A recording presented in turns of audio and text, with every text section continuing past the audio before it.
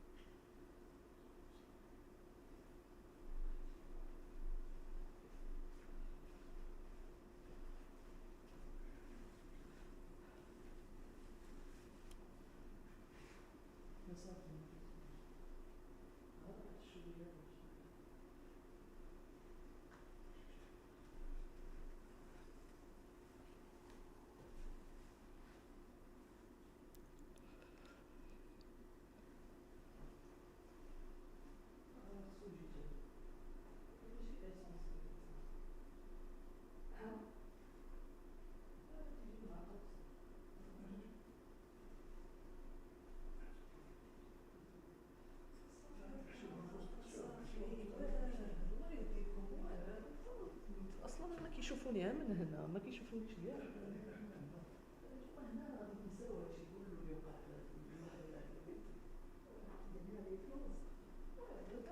انا عندي بزاف ديال لي تروك اجير نتوما كتزيدوا لي كرافات هادشي كله نيت واش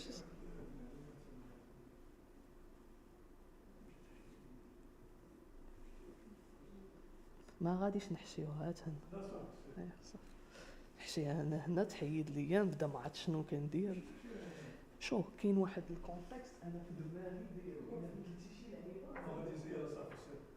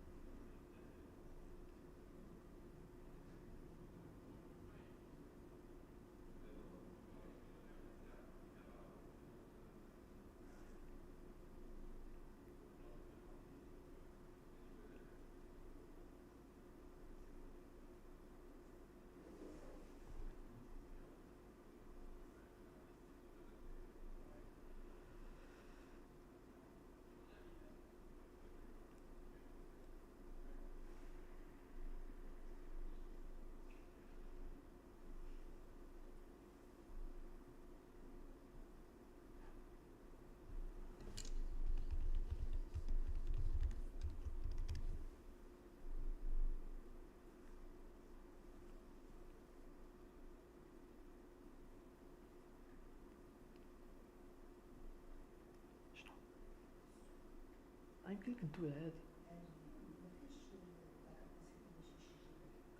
ما كنشجعش زوم، كنشجع بلوجيسيال خاص. كيفاش؟ لا شنو قلت لك على التكنيك؟ كل ما هو التكنيك ما كنستعملوش بزاف، كندويو به.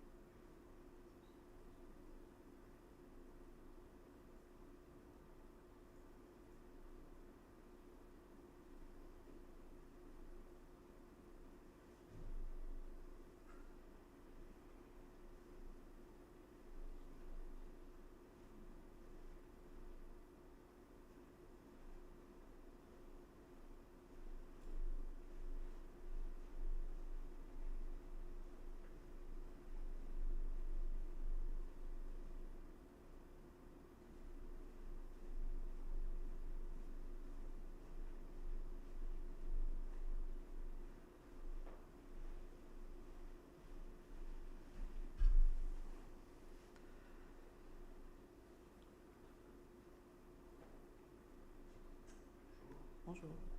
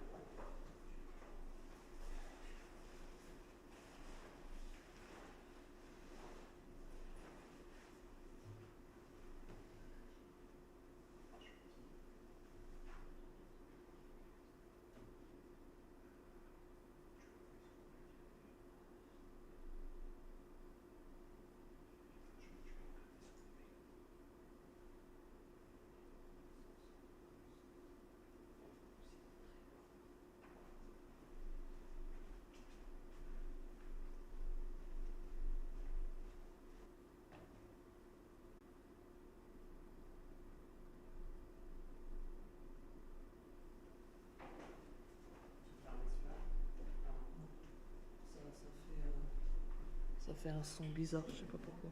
Bonjour. Bonjour Madame Berry.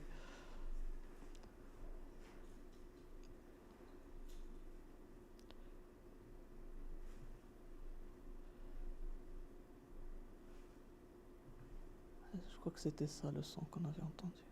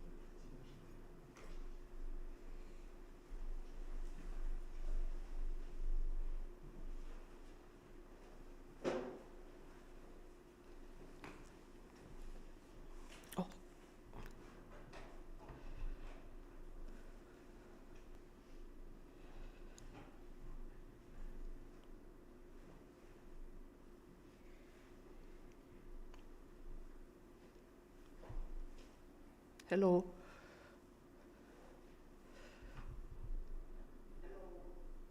Hello. Hi, Ismail. Hello, Professor NEFTCI. How are you doing?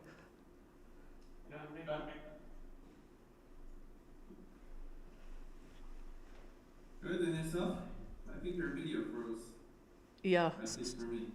I'm good. Sorry for that. So we have two kinds of video recording. This one will be not very good, but the one on the live stream will be good, hopefully.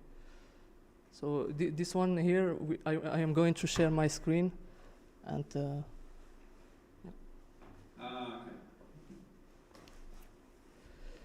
hello, Professor Yu, Professor Richard. Good morning.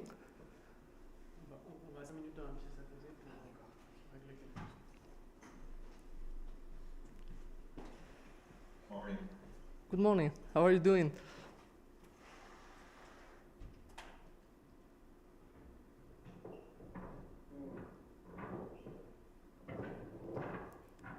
Good morning. Can you hear me? Yes. Okay, so Ismail, you need to disconnect Okay. for a while. We have a couple of things to discuss.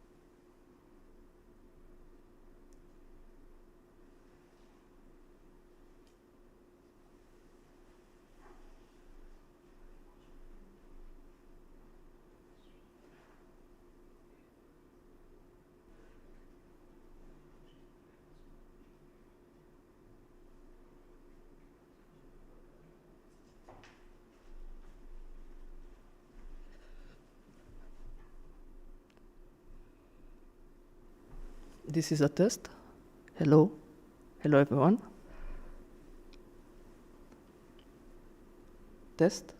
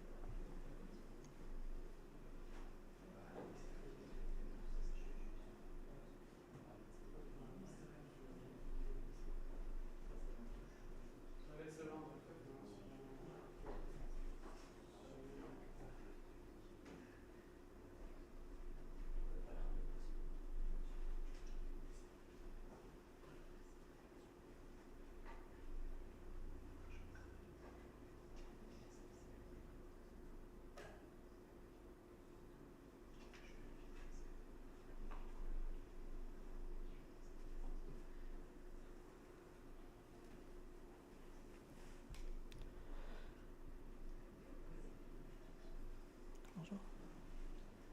Can you hear me well? Hello? Yes. Thanks. It's fine. Thanks. And is the screen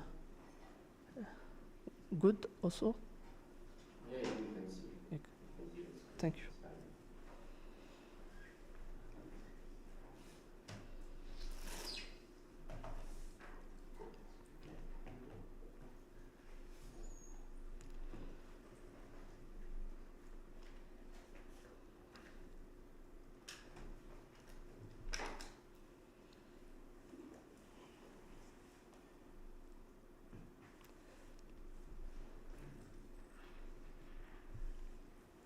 Okay, so can everyone hear me? Yeah?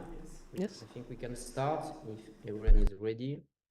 Maybe if everyone can switch on his camera, it would be nice. Just for the presentation. Maybe Emre, if you can switch on your cam as well.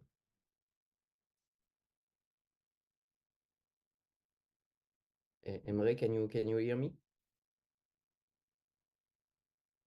Yes, Yeah. I can hear you. Yeah. I'm just gonna have to move places, but I'll be listening. Okay. Okay, so maybe we can just start for the introduction. So maybe Ismail, you can share your slide just before you start, if you want. Just we check that everything is fine. I cannot hear you anymore, Ismail. Can you hear Ismail, the other member of the jury? Yes, you can. Sorry. Sorry. Ah, This is my now fault. it's fine. I said that the camera was on you, and we can start recording as soon as you soon as you want. So maybe you can start with introducing the members of the jury, and then I will share my screen. Okay, it's fine. So let's start. So hello everyone. So I'm very glad to share this PhD defense of Ismail Khalfaoui Hassani. So the PhD is entitled Dilated Convolution with Learnable Spacings. And then we have a jury composed of two reviewers. So Emre NEFTCI, who is a professor at Aachen University, myself. So I'm a professor at Sorbonne University, Paris. And then we have three examiners. Fisher Yu, who is associate professor at ETH Zürich. We have Sylvie CHAMBON, associate professor at University of Toulouse. And then we have Gaël Richard, professor at Institut Polytechnique de Paris. And finally, the PhD supervisor, Timothée MASQUELIER, research director at CNRS.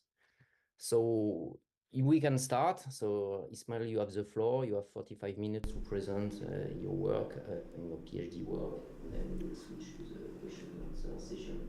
So you have the floor. Thank you, Professor Tom. I will share my screen. Okay. Is it visible for you? Yes, it is. Thanks. So, esteemed members of the committee, honored guests, and everyone joining us today, good morning. My name is Ismail Khalfaoui Hassani, and this is the defense of my PhD thesis under the title Dilated Convolution with Learnable Spacings. So the outline of this presentation will be as follows. First, I will begin by introducing some basics of convolutional neural networks.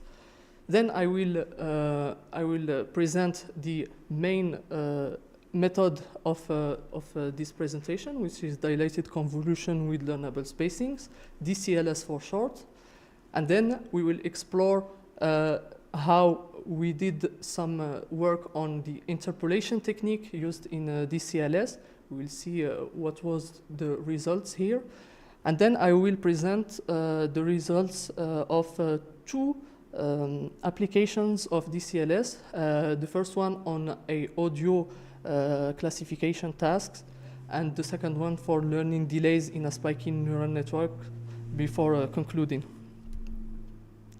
So during my PhD thesis, I have been able to publish my work in several conferences and workshops. First, the eponymous article, Dilated Convolution with Learnable Spacings, that I published with Thomas Pellegrini and Timothée MASQUELIER in ICLEAR 2023, followed by 2 workshop papers, the first one in ICML 2023, and the second one in NERIP's workshop on machine learning for audio, also in the same year.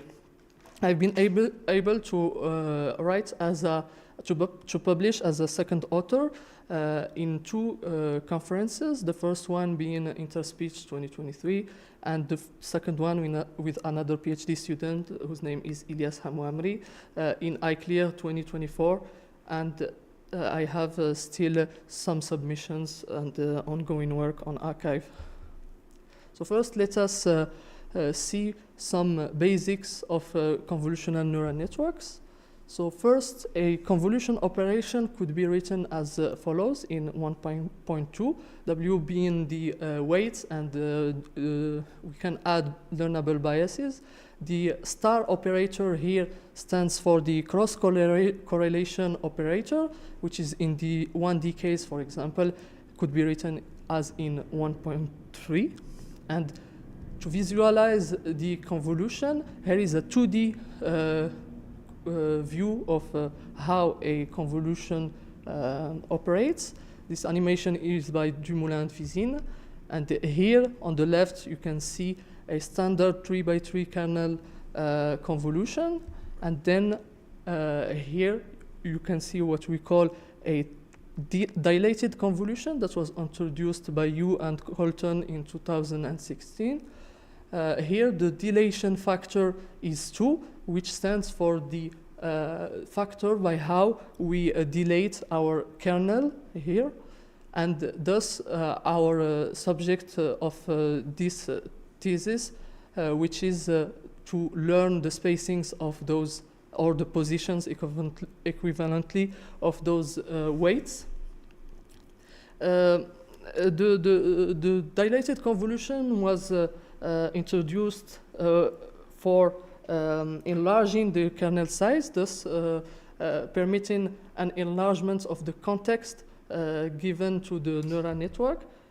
And our thesis statement is as follows: is the fixed grid structure in dilated convolution truly optimal, or could learning the positions of elements within the kernel through backpropagation can lead to an improved performance in convolutional neural network?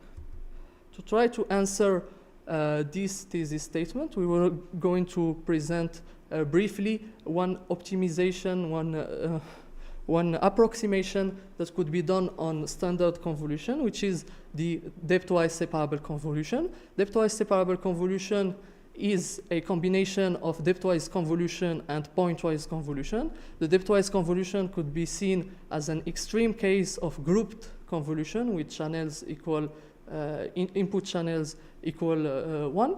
And the pointwise convolution is called also an MLP, because it is just a matrix multiplication. Depthwise convolution was proposed in Léon Siffre's thesis in 2014, before being popularized by Chollet and Sandler. This approximation is an efficient and inexpensive approximation to standard convolution, and we are going to see how we are going to substitute those kind of convolutions in modern convolutional neural networks by our DCLS convolution, and see how this works. So let us dive in and explain what is dilated convolution with learnable spacings. As I said, this work was published in ICLEAR 2023, and in a nutshell, DCLS could be explained like this. So in figure A, we can see a standard 3x3 kernel. Figure B, a standard 3x3 dilated kernel with rate 4. and in C, a 2D DCLS kernel with a kernel count of 9 and a dilated kernel size of 9 as well. So here the elements of the kernels are allowed to move inside this kernel. We have two notions. The first one is the dilated kernel size, which is the maximum limit where the elements are allowed to move, and the kernel count, which is the number of elements, non-zero elements inside the kernel. And to solve the problem of the non-integer natures of positions, we used a bilinear interpolation. So each weight could be interpolated to up to 4 positions in 2D. And here in figure D, you can see that we could use non-square kernel count. So for example, here 3 kernel elements inside the same dilated kernel size of 9. So in equations, the DCLS kernel construction could be defined as follows. It is the summation over all the weights placed at positions P1 and P2, and the kernel is constructed as in equation 3 with interpolation, the 4 terms that I talked about in the previous slide. And here R1 and R2 are the fractional parts, so we use the fractional parts to find the main position and then interpolate around this one. DCLS could be written, the construction of the kernel in DCLS could be written in PyTorch as follows, with bilinear interpolation, and then the convolution is applied using either the classical convolution provided by PyTorch or with the advanced methods such as depthwise implicit GEMM that was introduced by Ding in 2022, and which is suited for a very large kernel size. So DCLS in action is this, and here we can see an actual training on ImageNet for 300 epoch. We initialize the positions around the center with a standard with a normal law of standard deviation 0.5, and we allow them to learn their positions as well as their weights with backpropagation, the backpropagation algorithm. And as you can see, the elements could spread, and they are not encouraged by any manner, artificially encouraged to move, and we can observe these kinds of spreading of elements inside the kernel. So to validate and to test this method, we used multiple data sets and tasks. Almost all of them are state-of-the-art tasks and state-of-the-art datasets. So first, the most, I would say historically, the most used dataset is ImageNet in computer vision, ImageNet 1K, and we did a image classification task.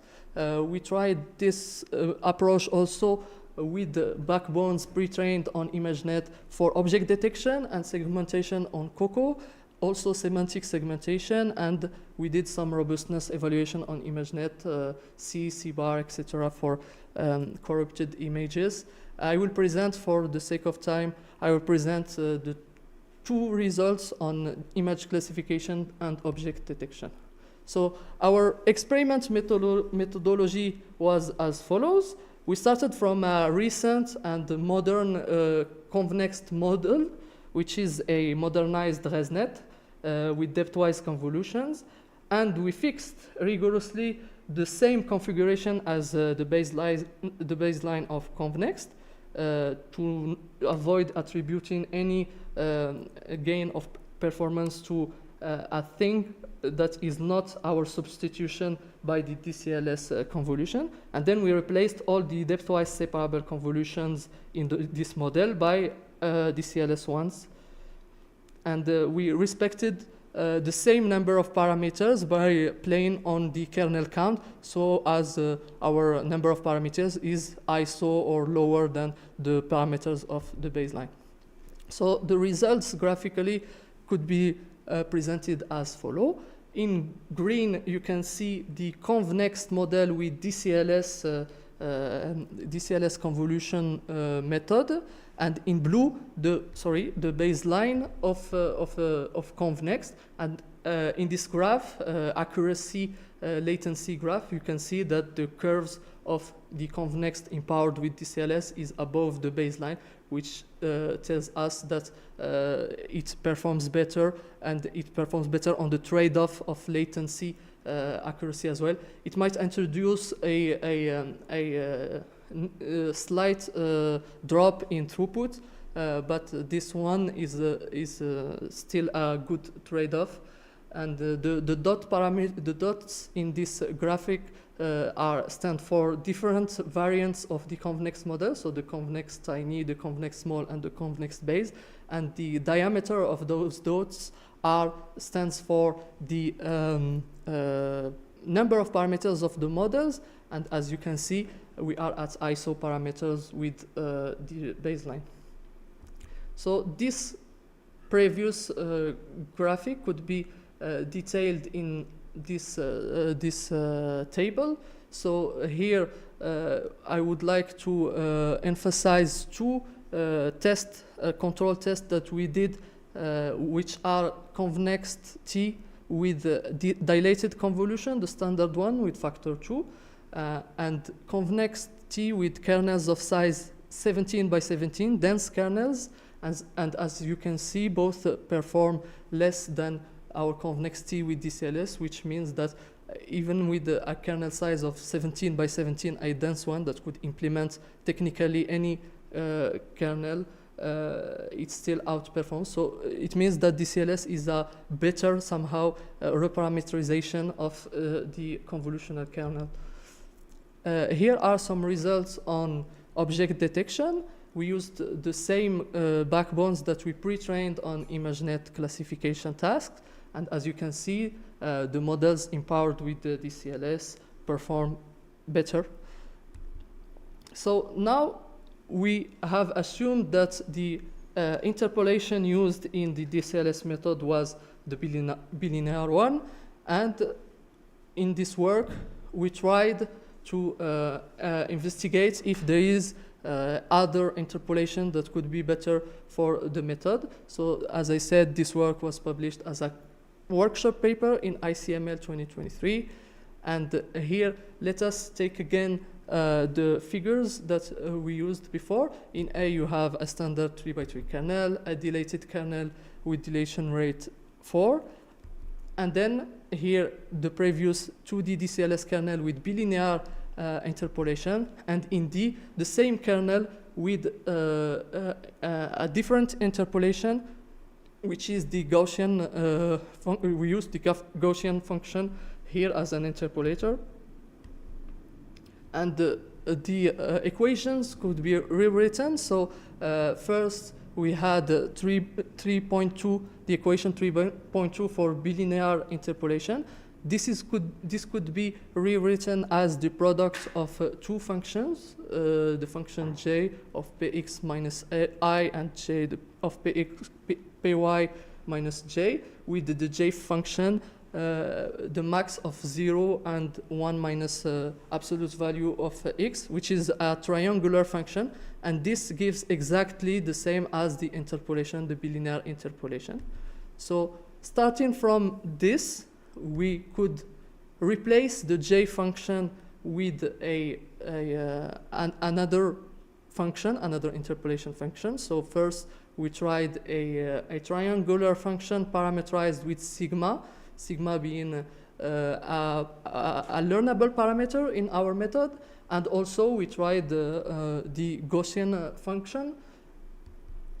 Actually, we did add a term, a positive term, to avoid the dividing by 0 and for other considerations. And the code of DCLS that was written with bilinear interpolation could be simplified using this formulation, which leaves me enough space to share maybe the code of this approach and say that it is implemented and open source on GitHub. So some results on image classification. we did some experiments using each time different seeds for each training. We tested bilinear, triangular, and Gaussian interpolations.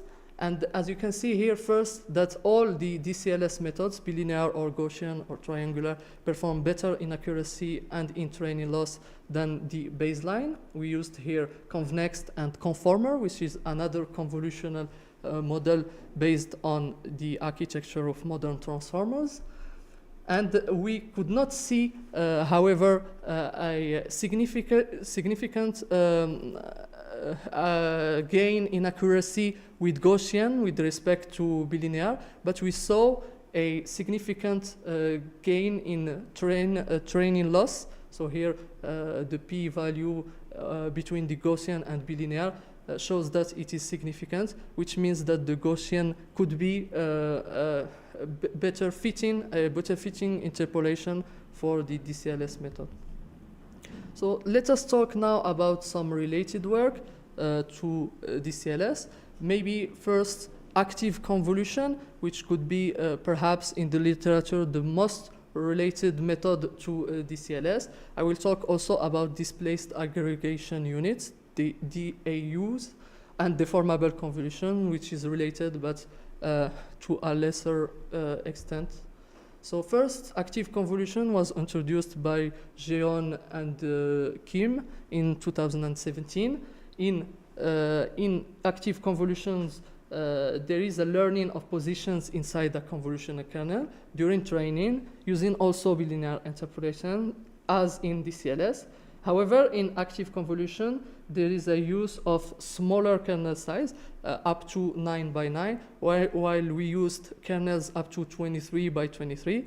The positions of those elements are shared among channels in the first work of 2017, but then in a second work in 2020, there was an introduction of learnable positions by groups of channels, so for grouped depthwise separable convolution, without reaching the extreme case of depthwise separable convolution. And also in active conv, the active convolution was 1.6 slower than the standard convolution in inference, while the DCLS method is less than that. A second work that could be related to ours is displaced aggregation units by Tabernik et al. 2020. It is similar to DCLS with Gaussian interpolation. So they started from Gaussian mixture kernels. They differ in Gaussian density standard deviation adaptation. So the AUs use a single fixed manually tuned standard deviation, while DCLS uses learnable standard deviations for each kernel elements. And also the optimal standard deviation in the AUs is 0.5, which is something that we rediscovered in DCLS, and we used as the same initial value for Gaussian interpolation. And finally, deformable convolution by Dai et al. 2017. This work is fundamentally different from DCLS and active conv because it receives position parameters from the standard deviation, and thus those positions are input and location dependent. We were not able to compare ourselves with them because the V1 and V2 versions of deformable convolution didn't use depthwise separable convolutions. However, in 2023, they introduced a V3 and then a V4 in Wang et al., for example, that adapted this method to depthwise separable in the intern image model. So let us move now to an application of DCLS for audio classification. This work was published in a conference paper at NeurIPS 2023 workshop on machine learning for audio. For this paper, we used audio classification as a main task on audio set, which is one of the largest data set on audio available by Jemeke et al. We were interested by the metric of MAP, We used spectrograms, so we used 2D convolution for this work with spectrograms of sounds. First, sounds were transformed to spectrograms, so for resolution 128 by 1001, and we adapted the stem of convolutional models that were used in computer vision to have patches of almost square size, and we did a pre-training on ImageNet 1K. So the results of this study are as follows. We used 3 different models, which are Conformer, ConvNext, and FastVAT, which is a recent model that uses both convolutions and multi-head self-attention. And in each model, we replaced the depthwise separable convolutions by DCLS with Gaussian interpolation. And as you can see, in every case, we observe a increased performance in accuracy with marginal throughput impact. So let us talk a little bit about the positions of convergence in the DCLS method. So here are histograms of those positions on the left for the bilinear interpolation. So as you can see, there is a privileged position, which is the 0 position right in the center. And then there are some ripples in those histograms, meaning that those positions are also important, but to a lesser extent. And they are of a certain frequency. So here the ripples are centered at integers plus 0.5. We think that this is due to the fact that in these particular positions, the interpolation is maximized in the bilinear case, while in the Gaussian case, we observe also that there is a privileged position, which is the central position, but with far less ripples that are not very far from the center. We did the same work for audio, so we observed the same things on audio set, and we can see that there is a slight asymmetry between the x-axis and the y-axis, which stand for time and frequency here, while here in images, it's just x and y axis.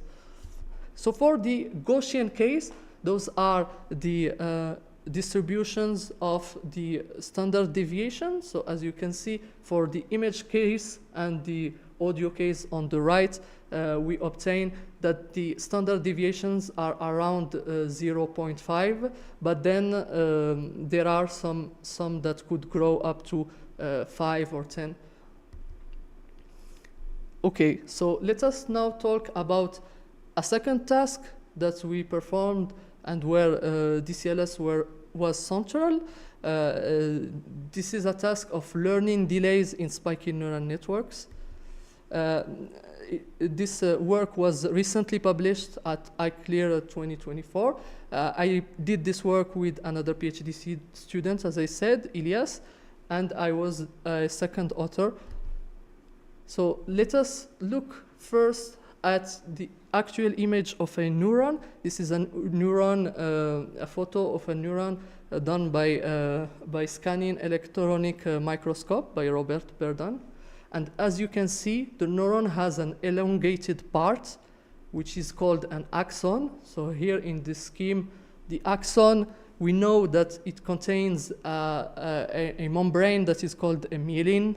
And the myelin is responsible for the acceleration or the delay of the electrical signal in the axon of the neurons.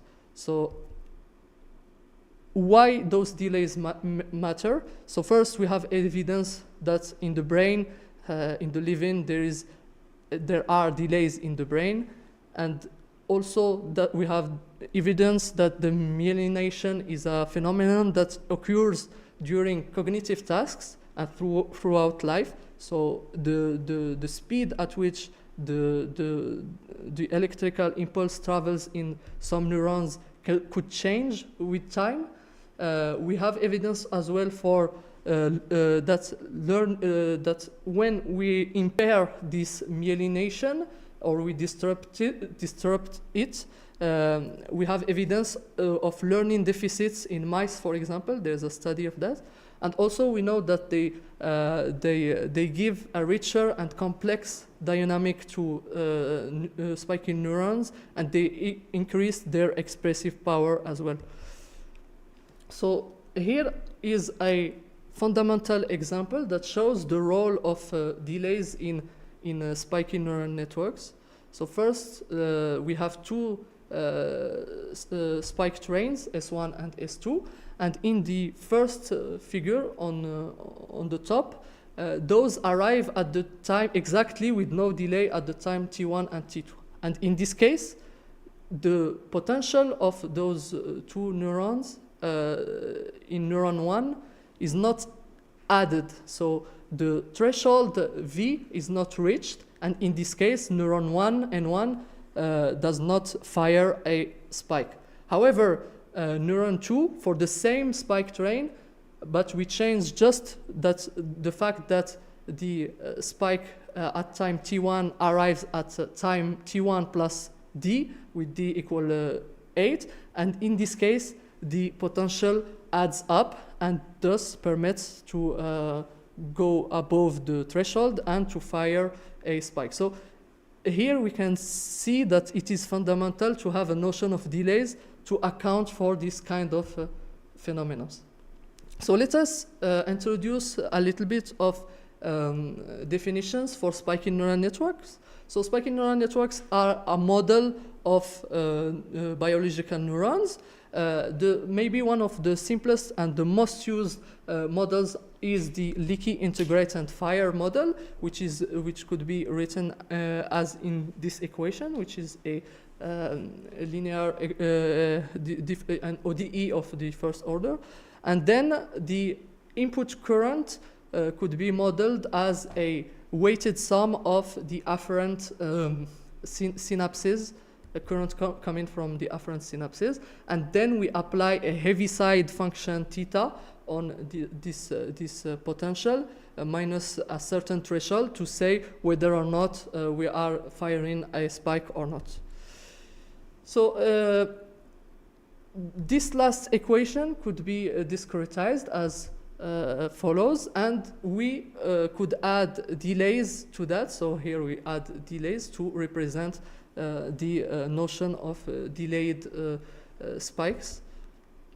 And we could equivalently rewrite this in a kernel form. So here we introduce the kernel K, and we could write the operation, this weighted sum of delayed afferent spikes as a convolution between the kernel K and the spikes S, afferent spikes.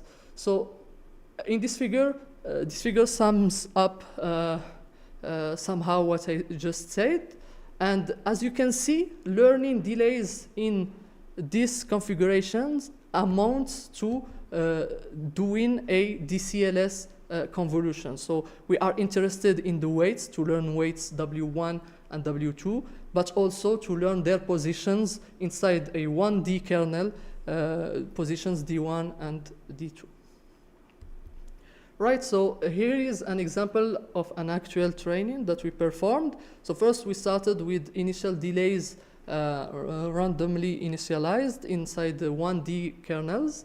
Then those kernels are learned, and here I should say that the standard deviations were not learned, they were just decreasing with a linear scheduler, and then we round the final delays to have something that could be compatible for a neuromorphic chip, etc. We validated this approach on 3 different audio benchmarks, which are Google Speech Commands by Peter Warden 2018, and its spiking version. So it was performed by Kramer et al. And here in this data set, we obtained spike trains starting from the Google Speech Command data set using a cochlear model, a virtual one. And the same was done for SHD, which is a spike in Heidelberg digits. And here the data are audios of numbers and letters in both English and German. Yeah, so the results were as follows. So here we compared ourselves to many methods in the state of the art. And as you can see, each time we used DCLS, we had better accuracy and lower number of parameters. As you can see here, for example, DCLS with 2 layers and 1 kernel count in the kernels beats the state of the art with far less parameters. We tried deeper networks, etc. It performs better up to a certain point, and it shows also that it is scalable and for depth and for width as well. So we performed as well an ablation study, here first on a fully connected network. And as you can see here, first that when there is no delays in the SNNs, the model performs way worse than when those delays exist. However, we performed a control where we did not learn the positions of the delays, but just fixed them at a random initial state. And as you can see in those in this configuration, there is not much improvement between learning them or not. However, in a sparse case where the connections were cut a lot, up to 98%, we see that the delays have, learning the positions of the delays have a huge impact. And we think that this is due to the fact that in a fully connected configuration, the delays are, the initial delays are sufficient to cover a wide range of possible delays, while in the sparse connection, this statement becomes false and could cause this kind of phenomenon. We performed also a test with learning positions, so delays, and not learning the weight, so we fixed the weight. And as you can see in a fully connected configuration, this works. So it means that we could learn only delays in this configuration. However, in a sparse configuration, this did not work very well. So learning weights matters. It matters more than delays, but learning them conjointly is ultimately the best thing to do. The positions of conversions of those delays are as follows. We observed no privileged position. However, we observed a periodical pattern centered at the integer values, which is a good thing because we round to the integer values at the end. I will talk a little bit about a related work to the one of learning delays in SNS using a convolution method, which is DCLS.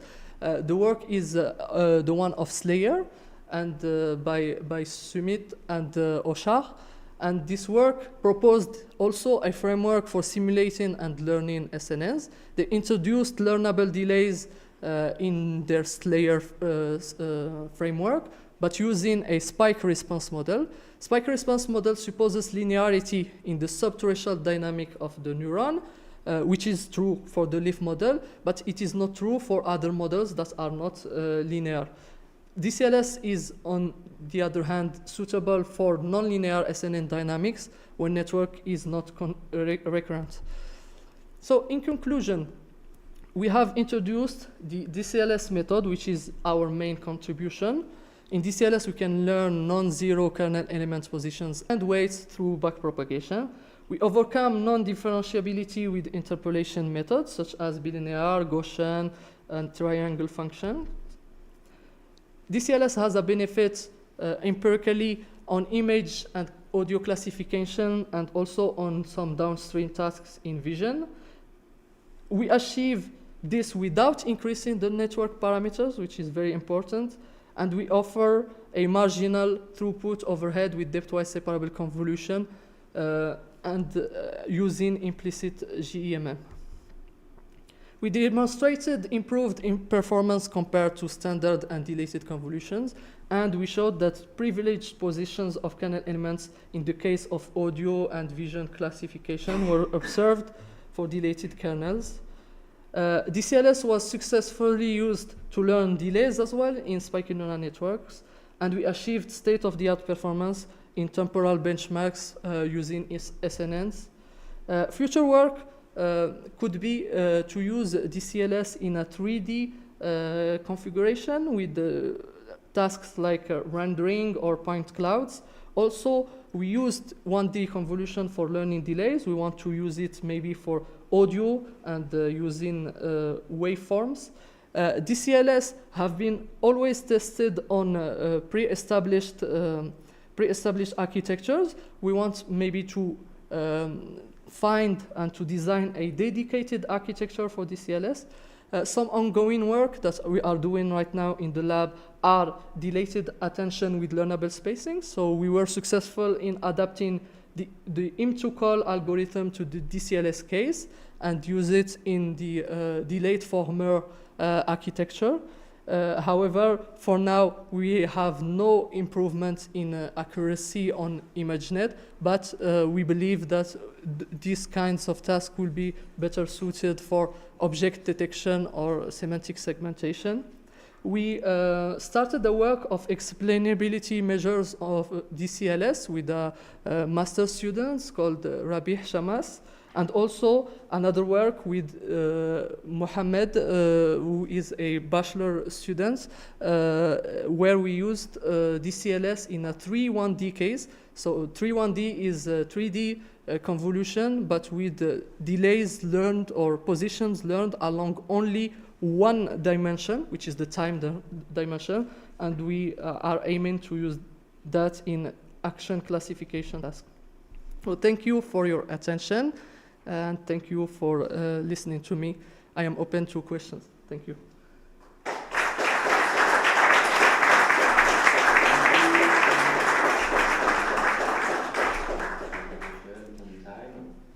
So we will start the question and answer session. So we will start by the first reviewer. So Emre NEFTCI, you have the floor. Okay, merci. Thank you very much for the presentation, Ismail. This was really interesting. I have a couple of questions, and feel free to answer them briefly. One is kind of a somewhat naive question, but I think it's important for us to understand this. Why is your method of DCLS actually different from, say, using a large kernel in a convolution and just pruning some of the weights in this kernel to 0? Yes, so this was a question that we asked ourselves as well. So actually, a large kernel, a large dense one, is able to represent any kernel that DCLS could represent. However, we performed tasks on image classification where we showed that a dense kernel of size 17 by 17 was not able to be as performant as DCLS. This does not explain why, but we think that this is due to the fact that those kinds of kernels are over-parameterized, so DCLS reduces the numbers of kernel elements, and this could be the reason why they perform better. Okay, did you observe this over-parameterization? Yeah, so the surface, the kernels of DCLS are somehow sparse, and maybe it could be this the reason why they perform better. Okay, thank you. Just a quick technical question. Your PyTorch code that you showed there, is that code actually fully differentiable?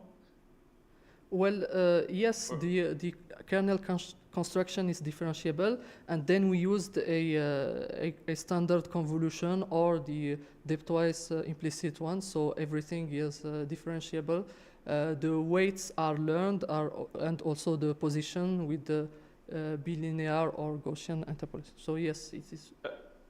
And the floor functions you have there, so do you somehow Yeah, so estimators? Yeah, this part is not differentiable, but however, we observed that learning this floor is not useful because a floor function is essentially has a gradient of 0 essentially. So so learning having the backward of the floor is not very useful.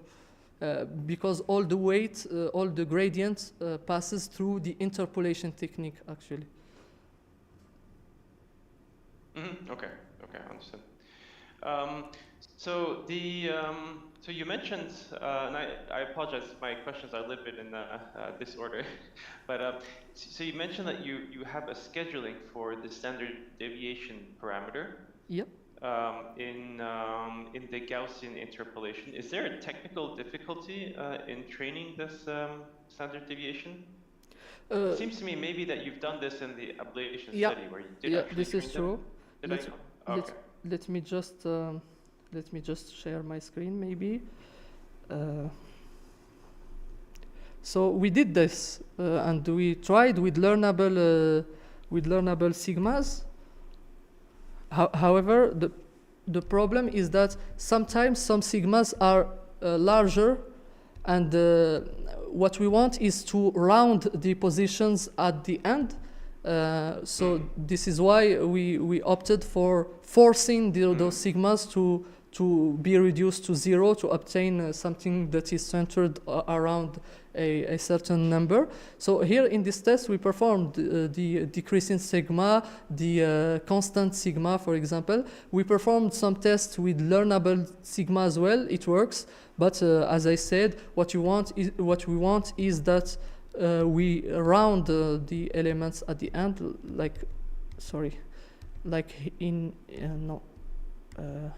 there was a figure after the results, like in here. So here, to round the delays at the end, we needed to have somehow no interpolation or very limited interpolation. So this is why we did that. Okay. Well, I understand why you did this in the case of the synaptic delays, but you can also think of this learning of this kind of learning for learning the postsynaptic potential. Okay. Right.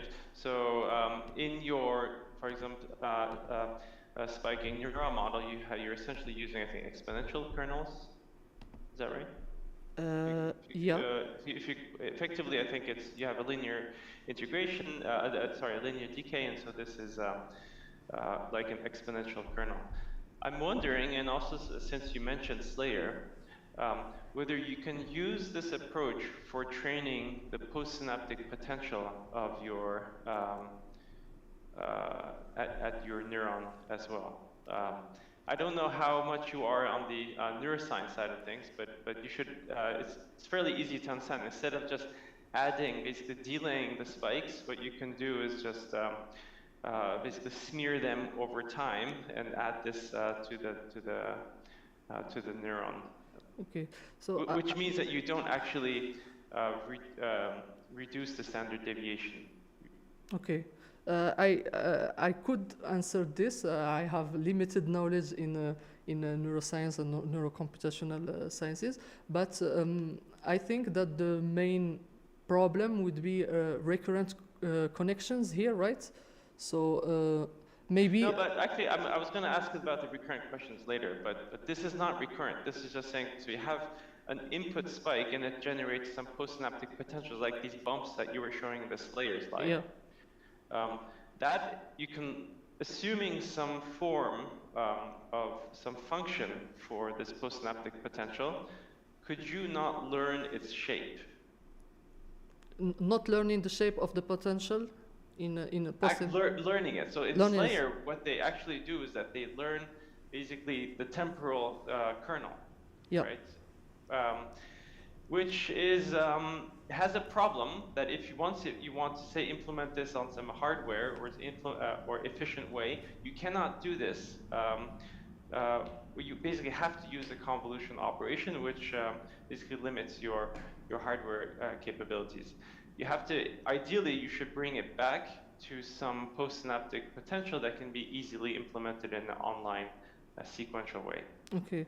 So, so I'm wondering if you can use it in this way, and if you can, actually, it can actually be quite interesting. Yeah. I don't have the answer right now because, yeah, but I could we could think about this and tell you maybe later. I don't want to be too affirmative about this. So right. Okay. Okay. Yeah. That's fine. Yeah. No problem about that. Right. So one related question I had is how necessary is it to actually use this Gaussian interpolation for the synaptic delays? Well, can you? We tested with bilinear interpolation. It works, but it is a little bit better with Gaussian interpolation. So and also the fact that we could have something that is interpolated to the whole kernel, for example, could give a lot of context to actually the convolution method while learning, which is not the case in the bilinear interpolation. So maybe this is why the Gaussian interpolation was a little bit better. Okay. Okay, good. So you mentioned earlier the recurrent connections. So is the approach that you use for the synaptic delays also possible in with explicit recurrent connections? Well, we think without extra work, I don't think it is possible. But first, if we could have a network that has some non-recurrent parts, so for example, we could select a sub-network that is feed-forward, for example. We could implement delays, but in the parts where there are loops, etc., in the network, it is not possible to use DCLS as it is now. But why is that? Is there like a fundamental problem, or is this a technical implementation? Well, we require, I mean, maybe it's technical, so we require that we have a weight and a position. And if we have a loop, so we should either decide where it starts, so it amounts to unfold the network, or we are we are trapped. So Okay. Okay, I see. So it's because you have recurrent connections, you can't use the convolution view. Yeah. Of the neuron. Okay. Yeah. It is related also to the debate nowadays of if you are following, for example, the transformers, which are linear and they could be seen as an RNN. So, for example, in retentive neural network or in receptance, etc. So maybe we could have two views of the same network: one in convolution, which is linear, adapted for training, and the other one for inference, which is good. With the RNNs. Yeah, I'm familiar with that work. That's actually exactly how I understood your answer. Okay, great. That clarifies that. And my final question is basically about your last slide. You said that you mentioned about a DCLS dedicated architecture. Can you tell me a little bit more of what you meant there? Well, actually, we started a little bit this, but we were we stopped rapidly because of the amount of computation it generates. So basically, what we want to do is a neural architecture search for this method. So a neural architecture search is an automatic method to find the depth, the hyperparameters of the models. And there are some heuristics, etc., that cut off a good amount of computation, but we did not pursue this research direction. Okay. And this, I don't expect a very detailed answer to this, but have you thought about the cost of DCLS in terms of hardware? Let me explain this. As you, for example, if you use DCLS in the synaptic delay work, you need to add additional buffers, right, to basically keep the spike in memory before you send it to the target neuron. This, that increased memory has a cost. Have you thought of the cost of this increased memory versus having a larger network? Yeah. With the same amount of memory? Okay, so the bandwidth memory, right? In the I'm not sure. Well, I don't know if you call it, basically 64 was the number you were using. So it's the number of different synaptic delays you can have, right? This means that I need to have at least, I guess, 6 bits of memory in order to maintain that spike in memory for each synapse. Yeah. So. Right? Yeah. First, I want to say that once the kernel is trained and we are performing inference, the positions or the delays are fixed, and then I think that the DCLS approach could be the cost of the DCLS approach could be similar to the one of a convolution with the same number of kernel elements. So I think the memory will be a factor of kernel elements inside the kernel. Yeah, I'm not explaining my question properly. So Sorry. I'm thinking of the implementation of the networks trained with DCLS, Yep. right, on dedicated hardware, and I'm thinking neuromorphic hardware. You know me, right? And the implementation there is no longer as a convolution, but it would be a sequential implementation. So basically, as the spike comes in, the neuron a presynaptic neuron spikes, and then all the afferent spikes are going to have to be stored somewhere, right? So they can be delivered by a certain delay elsewhere. This is, I mean, there's no way it's going to be the same cost as not having those delays. Yeah, you for need sure. To maintain that. Yeah, for sure. There's no way that it could be, because we introduce a delay float or a delay number. Yeah. For sure it will introduce some cost. However, I have been told that the neuromorphic chips, some of them have dedicated delays like circuits, and maybe this one could be used for those. Yeah, and I will correct or a little bit fine-tune what you've heard. It's at a very high cost. Okay. So I did not know that. Yeah. For every synapse, you need a dedicated memory, and memory is usually the most area-consuming thing. Okay. Yeah. So maybe are they like they cost a lot, but are they in a certain precision, for example? Yeah. Well, it depends on the hardware, but yes. Okay. But if we could round them, then we could move to integer precision. This could maybe reduce the memory, but yeah, for sure it will introduce costs. And, Okay, great. Thank you for answering my questions. Thank you very much for your questions. Thank you, Emre, for the question. So now, even if I'm chairing this joy, I will take the opportunity to ask a question, because I have also reviewed your PhD. So first, thank you very much for the invitation, Ismail, and your supervisor. So I was very interested in reading your thesis, and it was very well written. And the presentation was also very, very cool today. I think you already did some adjustment, or really it was complementary to how the manuscript was written. So I have some question on all the different chapters. So maybe to start with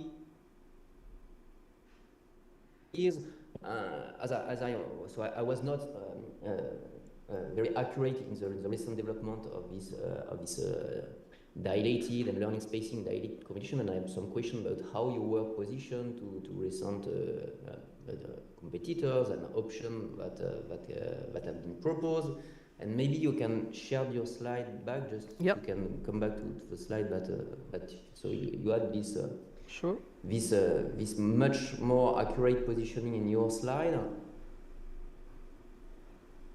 Yeah, it's fine. We can see your slide again. So maybe it was next to slide 30, I guess.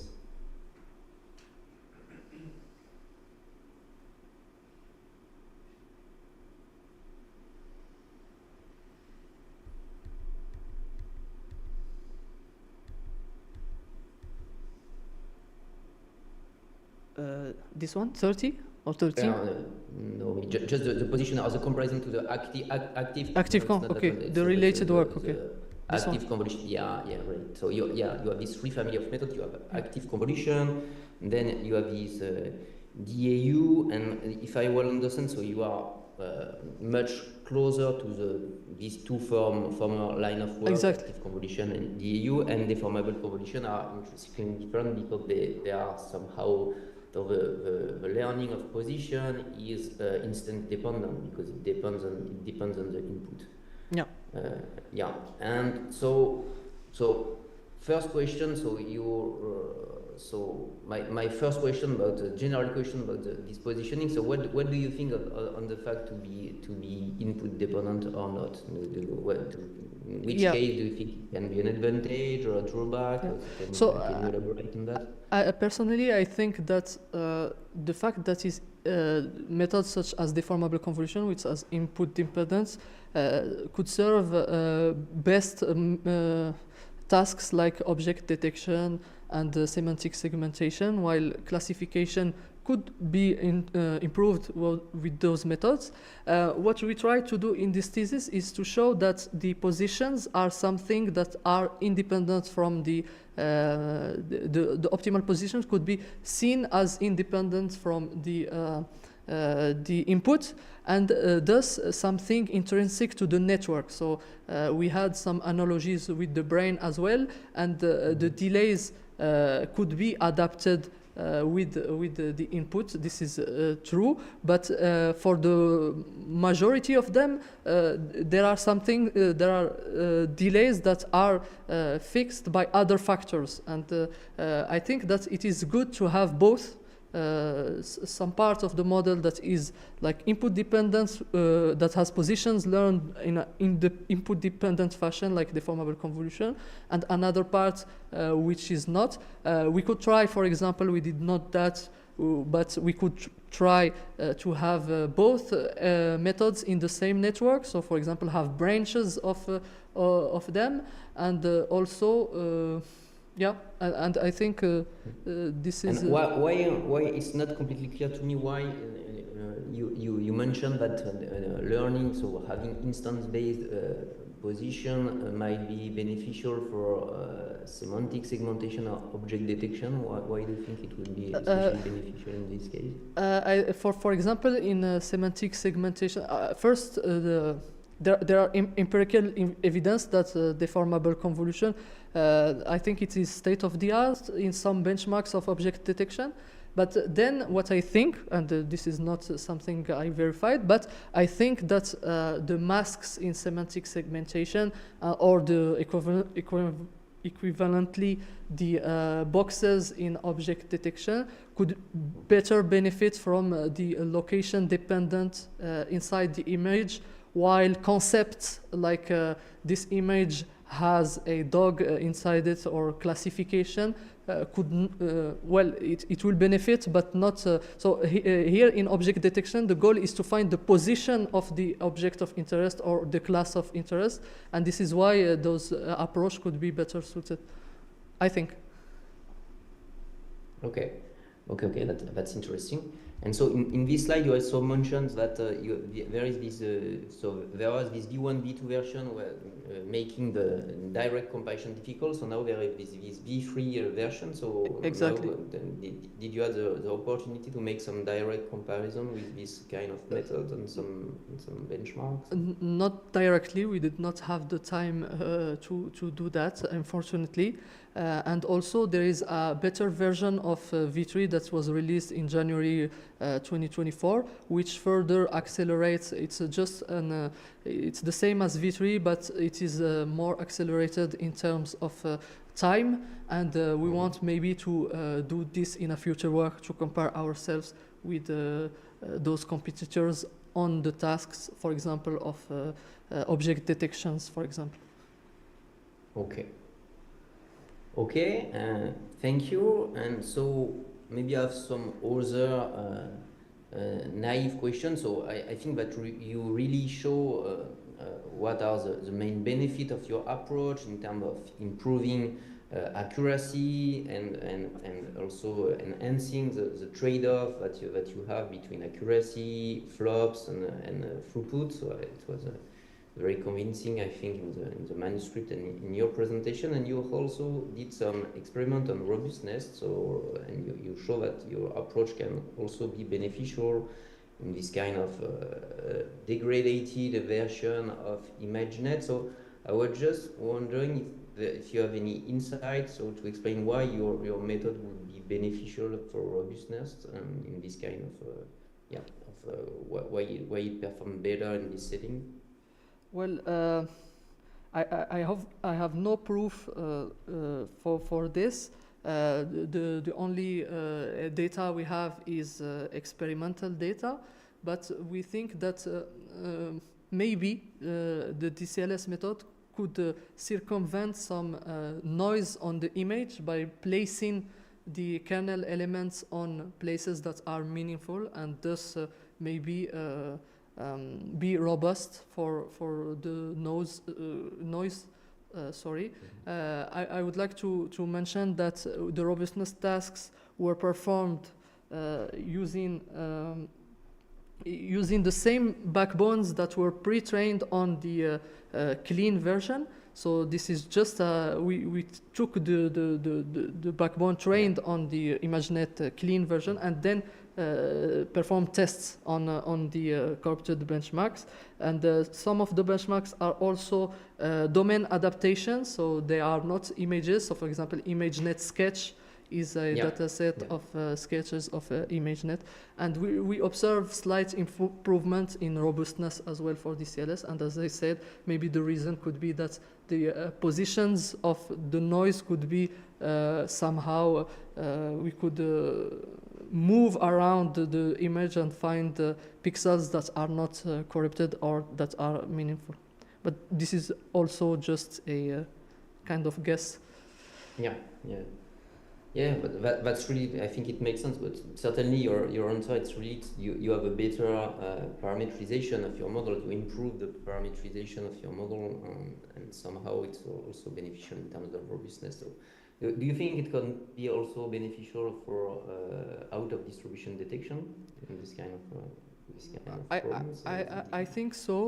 I think so. So the preliminary data we have on out-of-distribution benchmark shows a slight improvement, and also we want to do more research on object detection actually and semantic segmentation, because those tasks are tasks that are very related to industrial uses and somehow more important in some context for us.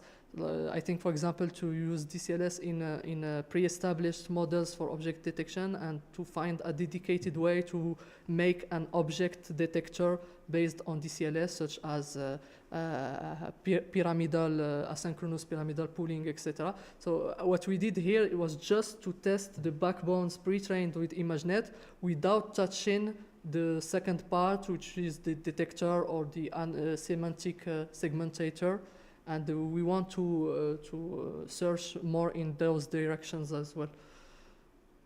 Okay, thank you. So you already anticipated to my next question, which was exactly about this semantic segmentation and object detection task. So my question was also in terms of insight. So what do you think would be the main benefit for this time of dense prediction task or localized task of object detection of your method? Or, So the first benefit would be that those sub modules that come after a pre-trained backbones are do not cost as much as replacing all the depthwise convolutions by DCLS in the network. So maybe it could be we could have the opportunity to gain and to use seamlessly the method without introducing much computation in training. And also, we know that from the methods that are available in the state of the art, some of them, like for example, I think about atrus or dilated convolution inside the deep lab, for example, model, which uses pyramidal pooling. And it could be a good way to test this, to replace those dilated convolution. Actually, we did that in the preliminary work of my thesis, and we put that on archive in a first version. So the first version of DCLS has an experiments on deep lab and also on Pascal Vogt dataset. Do you think, just to again the same line of question, so do you think it can also be beneficial because of your ability to increase the receptive field for a given number of parameters? Yes, increasing the receptive field and at the same time giving a better reparameterization of the kernel that maybe could be of interest. Yeah, sure. Yeah, it was my question. Say for a given budget of parameter, then what you show also is that you can learn kernels with a larger receptive field, and we know that contextual information in detection or segmentation, it might be very important for optimal performances. So certainly can also be a good point on that direction. Okay. Okay. Thank you. Thank you. So I have maybe a naive question of something I was just curious about the interpolation of learning position. So as you mentioned, so you want to learn the position of discrete grid elements which are non-differentiable, and then you have this first bilinear interpolation method, and then you generalize it or you improve it with this Gaussian kernel. So I was curious if you have some theoretical guarantees of the surrogate function of these surrogate kernels that you design compared to the initial loss or prediction that you want to optimize. So more in terms of optimization here. Yeah. So we use the auto differentiation. That is sure. For constructing the kernel, but in the first paper of the DCLS, in the appendix we demonstrated how the gradients could be derived, and we obtained the same. So if you implement without using the backpropagation, our gradients is the same. Maybe your question was more on do you have guarantees on the convergence, for example, or on convergence bounds of those methods. But we did not have such mathematical results. Not exactly. It was more about just to justify the choice of your surrogate function. So your triangle function you used in bilinear interpolation, or the Gaussian function that you have, they are surrogate function to initial non-differentiable loss. I was just curious if you may have some guarantees of the choice that you made for designing these interpolation surrogates, and if, for example, you can show that these surrogate loss, there are an upper bound of the initial non-differentiable loss, such that these are in general expected property to ensure that when you optimize the surrogate, then if the surrogate is 0, the initial loss is 0. I don't know. Yeah. What are your thoughts on that? Well, we did not look at this, but those could be, maybe we could start to do that by taking the gradient formula that we obtain with interpolation and see for a given interpolation what are the properties of the loss, etc. So yeah, I don't have an answer yet, but maybe we could look at this. Okay, yeah, I was just curious, so maybe it can also explain why in certain conditions Gaussian kernel are more effective than triangle ones, or I don't know. Okay. I have just a very practical question on your application to audio and spectrograms. I was just curious in terms of pipeline. So when you do that, if I well remember, you said that you use pre-trained backbones or ImageNet or not. I wasn't sure. So can you just Yes, it was. I could show the screen maybe, but yeah, it was pre-trained on ImageNet, and actually at initialization we observed that when pre-training a backbone with images, natural images, it has like, for example, if you start with a randomly initialized backbone, you have like, for example, 1% accuracy or something like this on ImageNet, and then if you initialize it with images, you have 30% accuracy.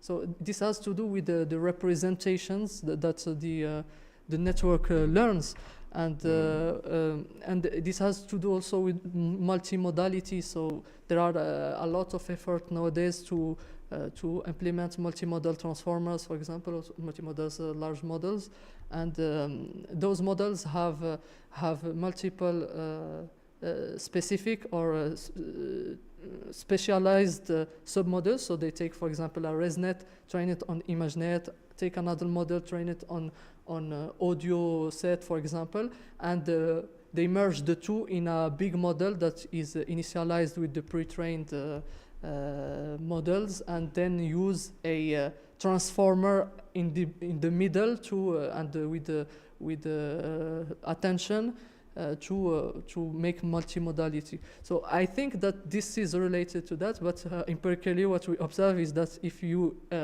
initialize a model with something that was trained on images, it performs better at the initial state with respect to a model that was not. Okay, and did you use pre-trained model using the DCLS also or not? Yes, those actually we try to be parsimonious in the number of trainers. So the backbones that were trained for images for DCLS and the business were reused in the studies afterwards. Yeah. Okay. Thank you. And maybe last, more general question about. So I think that you so you were mentioning that you are working currently. So there are ongoing works on using this learning spacing for attention in transformers. So can you just elaborate on that? So the starting point was a model that was introduced lately in 2023, which is called Delayed Former. So there was a work before called Attention Neighborhood Delayed DNAT or NAT Neighborhood Attention Network. So they started from SWIN, which has local attention, and introduced neighbor attention and dilated neighbor attention. And the work that follows, called Delayed Former, took this same idea and made a simplified implementation in PyTorch of that. And inside this, you have the attention module with the key values and queries, and the keys are dilated using the im2call algorithm. So the keys and values are dilated using the im2call algorithm before being multiplied by Q by K, and then softmax, and then multiplied by V. And what we try to do is to make an im2call kernel with learnable positions. And this was the work in dilated attention with learnable spacings. And so when you do that, you have a reduced number of keys, for example, which makes the attention matrix smaller or not?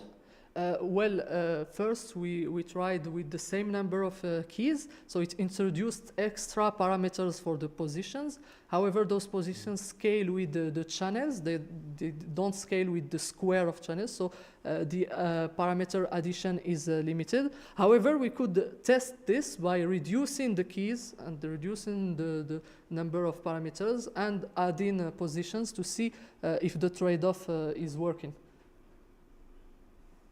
Yeah, but was also I was curious about that. So how you can use your method for reducing the quadratic complexity that you have in attention computation in transformers. So maybe it could be a good idea to explore that. And especially, I don't know if you're familiar with semantic segmentation literature, especially in medical images, where you have generally 3D data, and then where the bottleneck that we have in transformer with the number of tokens and the quadratic complexity of attention is exacerbated. So we have this. So in this kind of 3D medical data, you have this complexity issue which are exacerbated, and then there have been several attempts to try to optimize or to improve the quadratic complexity of attention. And for example, there are some papers, Cotter paper, for example, that train to learn anchor position to have to make attention linear, so with respect to a given fixed number of anchors. And I was curious if you think it could be a good avenue to experiment your method in this kind of applications.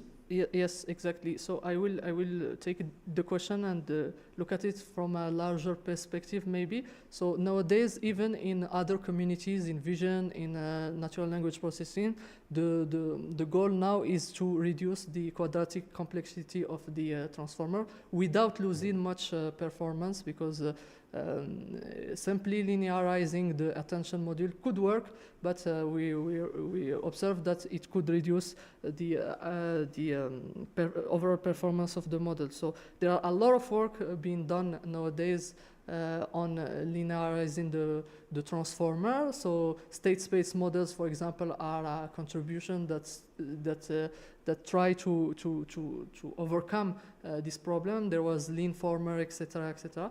And also the local attention, for example, in Swin, is in itself a kind of amortizing to reducing the quadratic complexity. So local approach, for example, the convolutional approach, etc., for those kinds in natural language processing, in audio, or in computer vision, semantic segmentation, as you said, or in 3D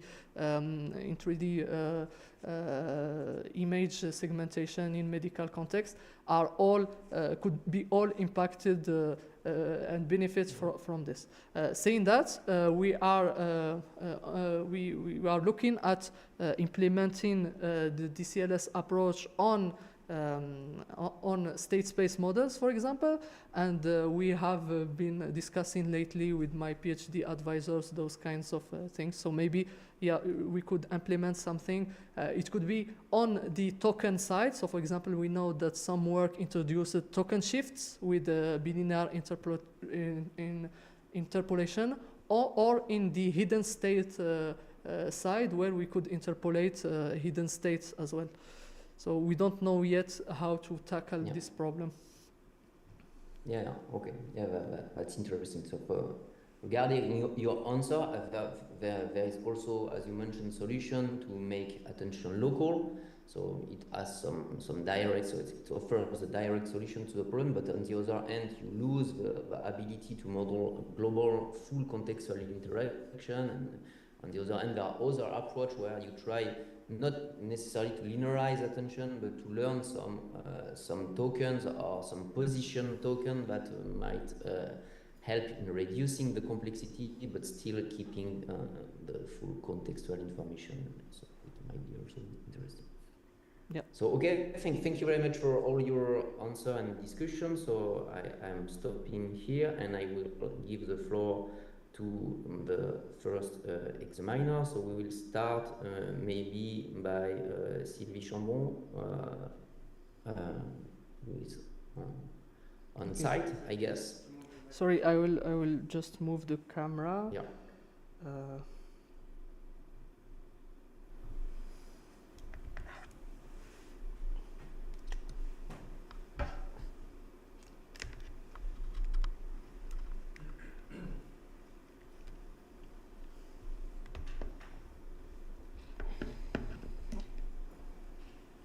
Yeah, so I think the members of the jury will not see us here, but the people on the live stream could.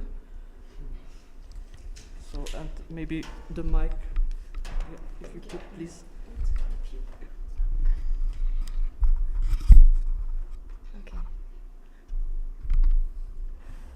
Okay. Can you hear me correctly? Yeah. Okay. Yeah, it's fine. Okay, so thank you. First of all, I would like to thank your supervisor for inviting me. So it was really a pleasure to see your work today. Congratulations for your work, because it's a huge work. I was also impressed by your nice publications, so congratulations for that.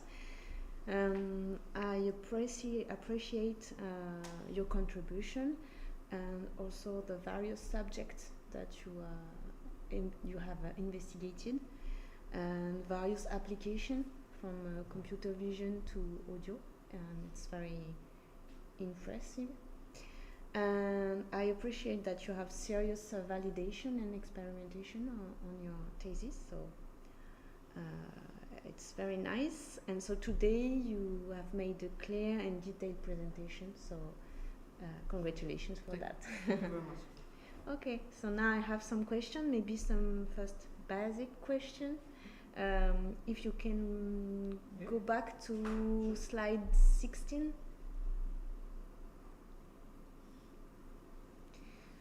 So it's when you present all the possible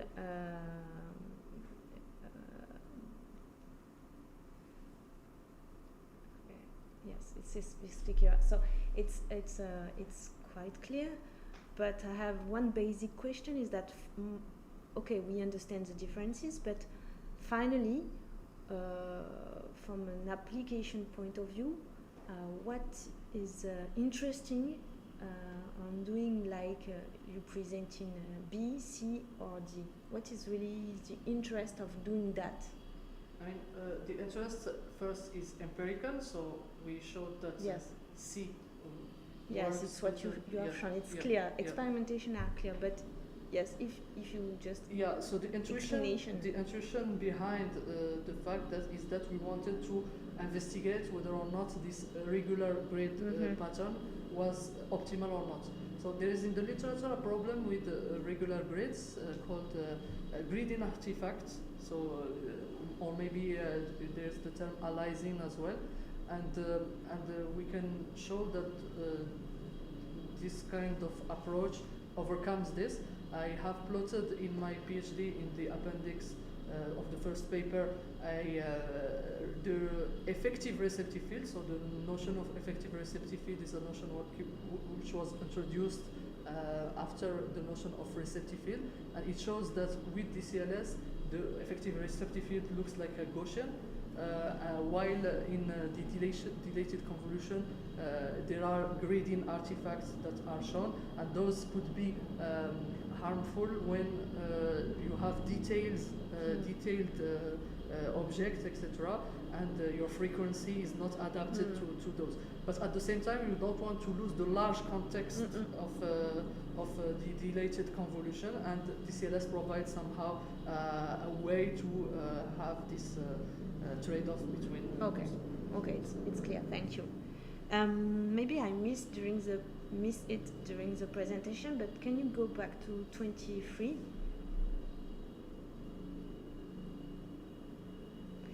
So you comment and explain about convex with and without DCLS, but what represents the other results that you present in this slide? So actually, this figure could be further detailed, because there were models that came after and that we do not compare ourselves with.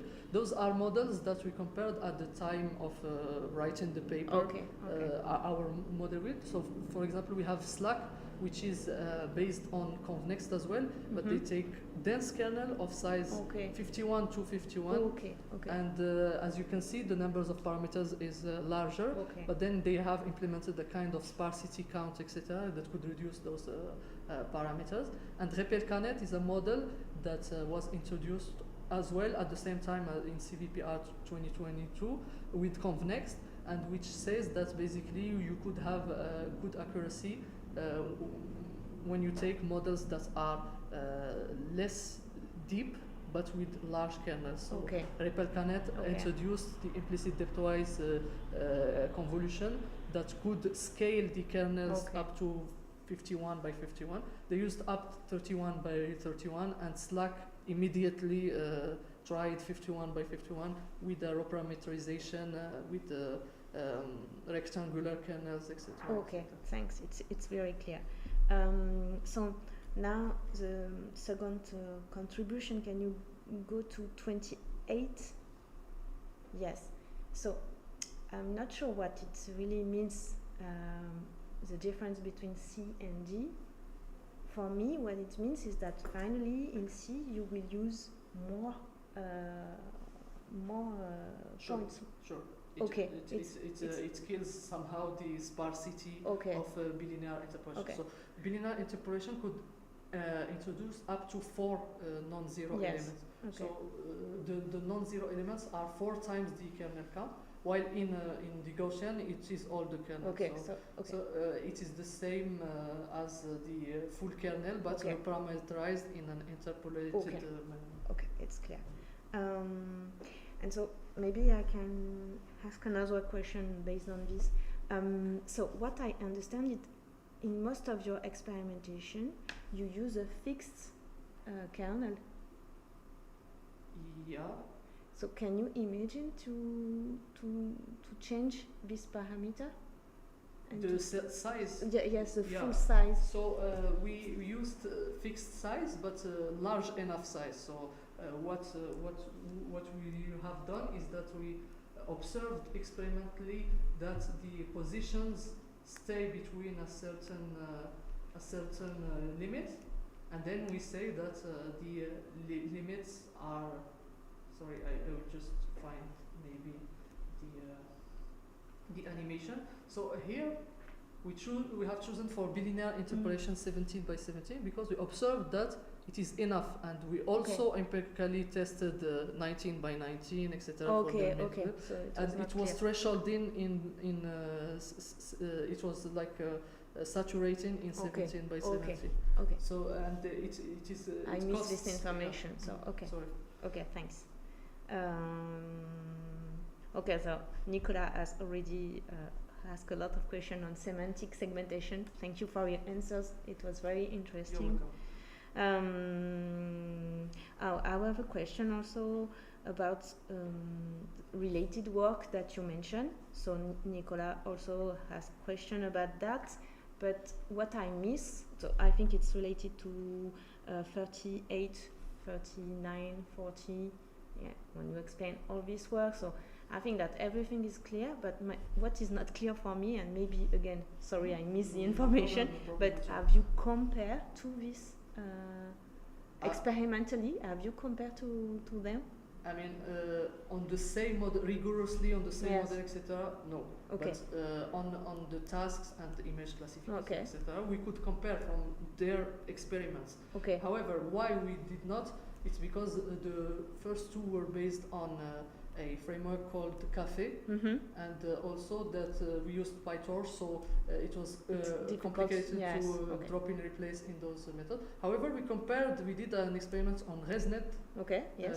which is the same model that active convolution Okay. do. Okay. But So then the comparison is not fair because other techniques were introduced to Okay. modernize ResNet, data augmentation, etc., etc. So for sure we cannot go back in time and test in that time how ResNet was.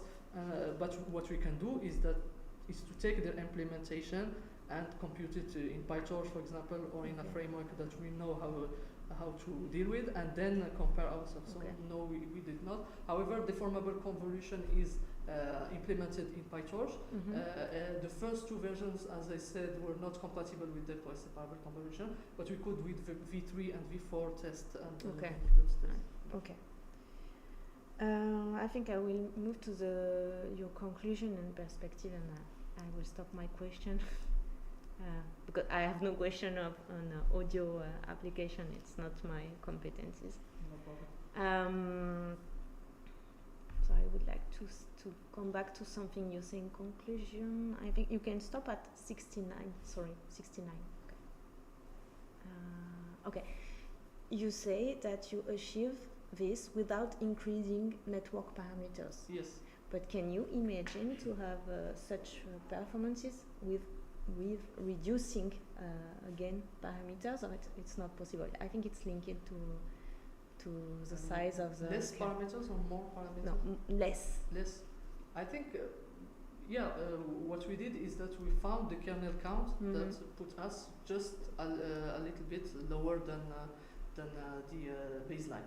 But what we observed is that you could reduce it a little bit, but it will be detrimental to the okay, it will okay. And so you mentioned also perspective on semantic segmentation, but can you develop?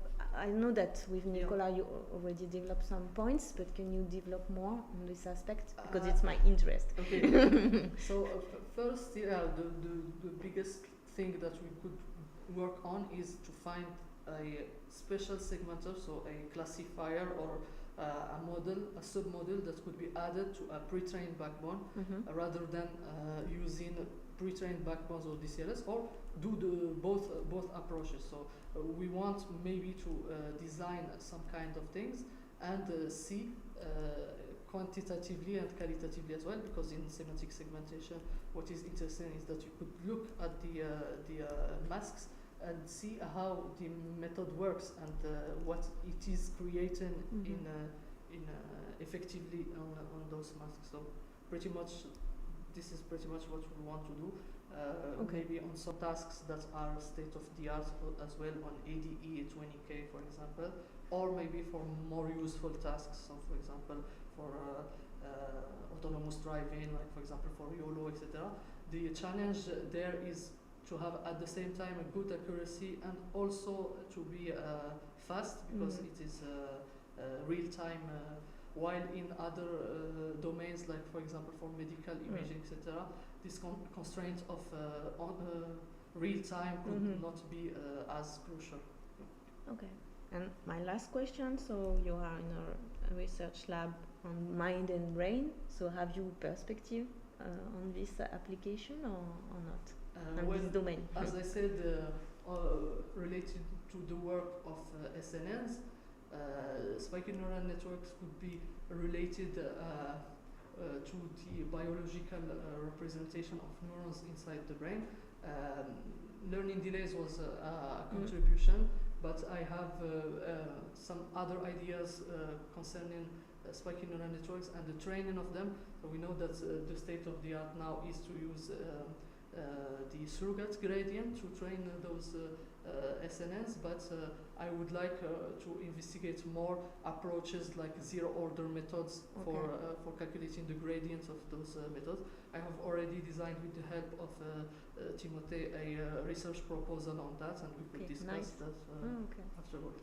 Okay, thanks. I have finished my questions. Thanks a lot for all your answers. Okay, thank you, Sylvie. So we will move to the next examiner. So Gaël Richard, you have the floor. Okay, thank you very much, Mr. President. So first, I would like to really thank to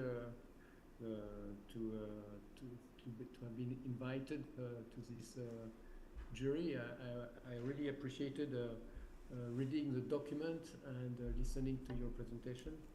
I think it's my pleasure. It's I was particularly pleased to see extensive work on this dilated convolution, which is in fact quite a major component of today's architecture in deep neural network. But it's rarely studied, and it's in fact it looks often like it's ad hoc choice, and then we just exploit this choice in the architecture for a given application. So I think it was very nice to see all this work diving into more details on this dilated convolution, and to see how we can learn the spacing and how we can go beyond the classical, we'll say, dilated predefined dilution for this dilated convolution. Yeah, thank you. So then I have I just have a couple of questions around this this aspect of this dilated convolution. The first question that I have is that where there is on one hand there is this aspect where it's predefined completely, so it's a dilution 4, dilution 9, dilution and so on, dilution 3, and on the other hand, in your work you learn this spacing, and I was wondering if there is a way to be somehow in between, so that you have kind of prior knowledge or prior evidence of what could be the good spacing, and that you can exploit that to induce this prior knowledge, but still learn the ideal spacing, but around the prior knowledge that you have. Yeah. So I don't know if my question is clear. Yeah, it's very clear. Yeah, thanks. So we thought a little bit about this. First, in the state of the art, there are approaches that uses some regular grids, so fixed factor, but multiple branch. So they have three dilation 3, 4, 5, etc., and they superpose those branches with channels each time. They split the channels, for example. So there are work that aim to do this. Maybe our work could be to that we could do on DCLS is to limit ourselves to one parameter, which is the dilated kernel size, that could limit our number of parameters. However, I think that it could be detrimental for accuracy. But as you said, how the standard dilated convolution could inform us or tell us about the suitable or the other way around. So for example, if maybe we know that an optimal dilated standard convolution is of size 9 by 9, then we can start, for example, our dilated kernel size, the maximum limit of our kernel at 9 by 9, for example. Okay. And then another question I have is, well, if we, I have always been surprised when I was seeing this diluted convolution, that in fact the main interest is to enlarge receptive field, but with low complexity, and but in a way it's a way to subsample the information. But if we go back into the basics in signal processing, this subsampling is not taking into account that there may be some aliasing, because you subsample information before low filtering this information. So my question is, first, what is your point of view? Why we do not need, or we don't do low pass filtering on this before doing this dilated convolution, and what is the impact of not doing it? And then so the second question is that in your scheme, since you are doing a kind of random sampling, or let's say non-periodic sampling, what is the impact, and is this problem of potential aliasing, is it enhanced, is it or it on the other side decrease? And so then yeah, if you can comment on all this aspect of potential aliasing of information due to this subsampling. Yeah, sure. So here maybe the general question would be, what is the spectral analysis of DCLS? What like for example, performing a spectral analysis on this convolution method could tell us. So there are a lot of work that did this. So they started from the spectral domain and implemented some methods. So I think, for example, there's a work that recently came out just a week ago, I think, that take this consideration into account, the aliasing, etc., the frequency of Nyquist, etc. how to say, we did not like investigate more on the spectral analysis of DCLS. This is something that should be done for sure to understand more what is happening. However, there are studies showing that, for example, convolutions could act as low-pass filters, and attention, for example, transformers could act as high-pass filter. And it's a work done a year ago, I think, and they showed that it could be the best thing to do is to have both in your model, so the high frequency and the low frequency, which stands ultimately for the low detailed elements and the high detailed and the context. Ideally, you want to have very large context and not lose details, which is detrimental in terms of computation. But yes, the idea of using filters, for example, to filter those kind and special filters just before a module that we know that will introduce some frequencies, undesirable frequencies somehow on the spectrum could be beneficial, I think. Yeah. Okay, but then if you have not really analyzed that, what is your intuition that in your case in DCLS will the impact of potential aliasing be stronger or I don't know, but if I want to take a guess, maybe I would say that what I want to do is to make the analysis and find that DCLS could act both during training, so could act in the beginning as low pass and then high pass, or the other way around. This could be very good for the method, but however, I have not done that, so I could not be affirmative. And also related to the positions of the DCLS, so maybe we could find that the DCLS models that are near to the stem of the models acts somehow like a low pass maybe, and those at the end of the network will act as a high pass filter. But yeah, we should look at definitely at the spectral analysis of the method. Okay, so thank you very much for your You're welcome. Maybe the final question I would like to ask. So you have extended the concept of DCLS to another architecture of neural networks, and my question relates to that. How do you think it could?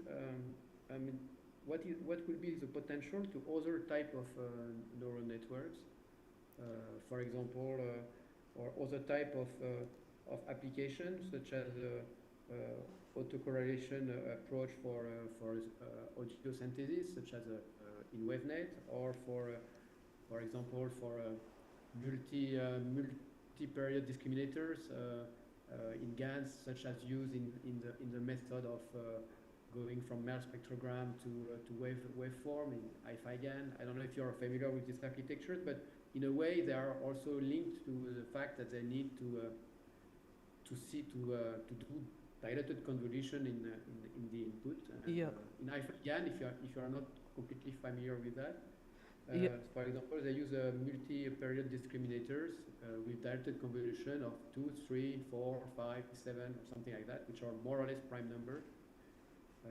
So I don't know. Do you think there is a potential there? Yeah. So first, to answer the question on, for example, waveforms and WaveNet. So yeah, those networks introduced dilated convolution and maybe also causal dilated convolution. So yeah, it's something that we could try, and it will make a use case for our 1D case, and for sure this is something that we are looking up to. For the GAN literature, with which I am less familiar, yeah, the work that you are proposing seems to be a good avenue of research if it uses dilated convolution. And basically, at some point, we were in search of interesting use cases that will show that the approach is working. But yeah, for generative tasks, etc., we lack a lot of experiments. All the experiments we did was like for the discriminative AI, not the generative one. And yeah, we lack some tasks in generative to see if it will improve something or not. Okay, so it remains to me to thank you very much for your answers. You're welcome. It's been a pleasure.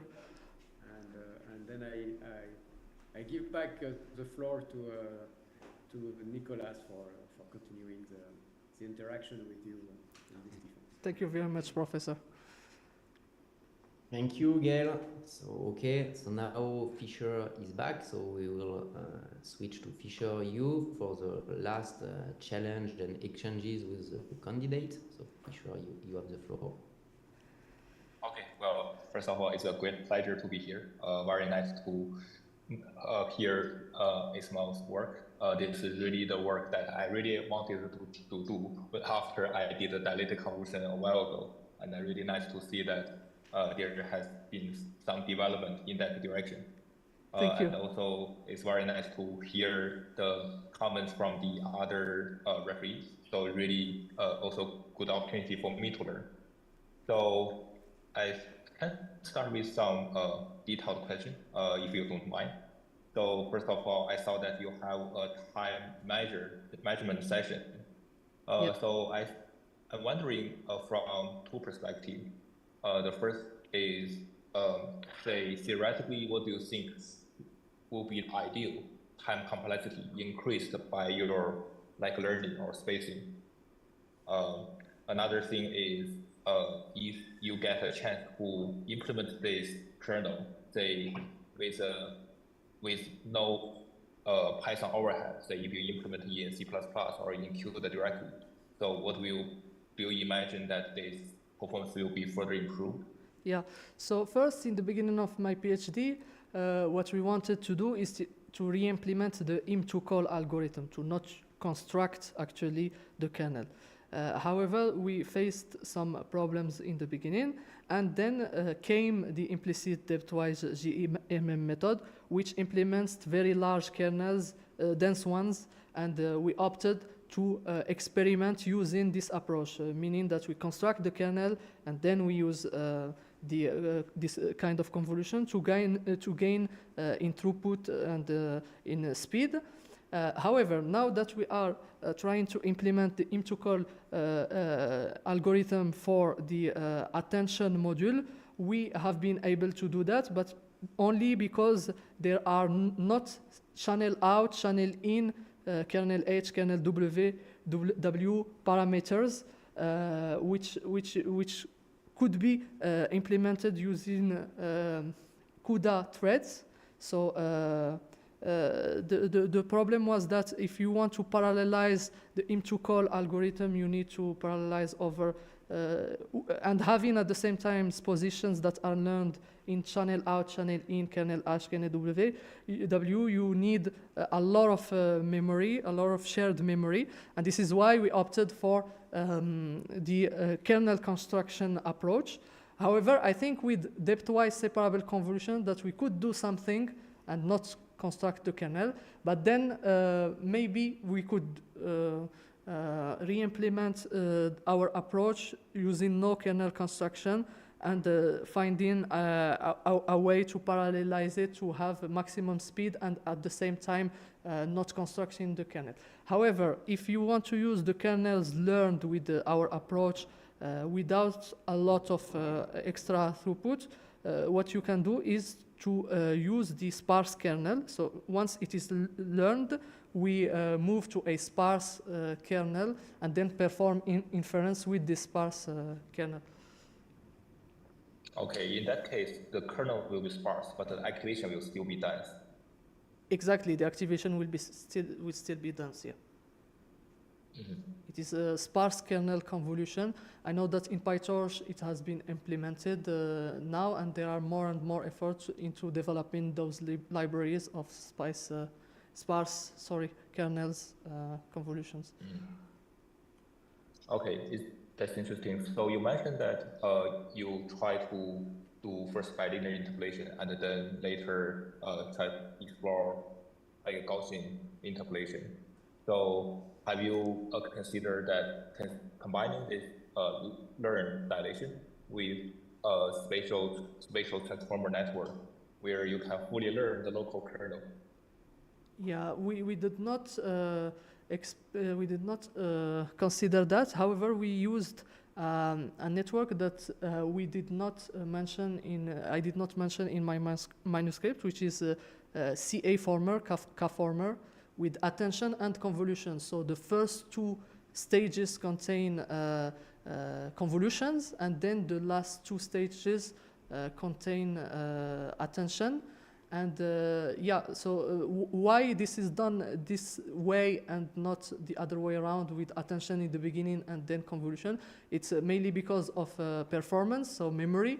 We want to have maps that are small at the end, and also because it works better. So the work, there are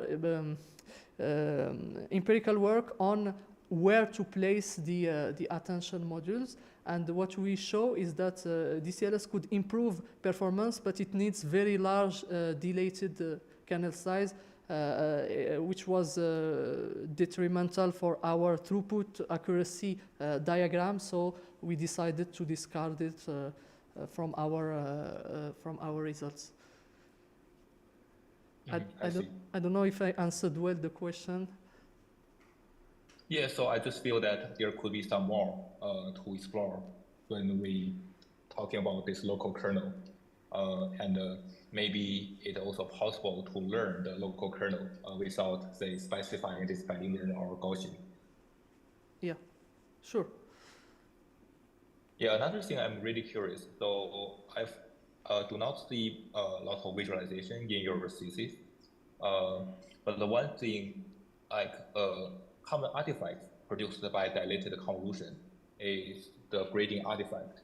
So basically, in some cases, it's either on the feature map class activation or on the final prediction. We can see some grading artifact, probably also related to what Professor Richard mentioned on the combination of low pass filtering and the dilated and the smart sampling. So I'm wondering whether it was improved based on your method, because I think it's definitely a denser sampling than dilated convolution itself. Yeah, so quantitatively, maybe we should agree on something to define if the grading artifact is present or not, or its intensity. I don't know which metric we could use, but qualitatively, when we look at the receptive fields and the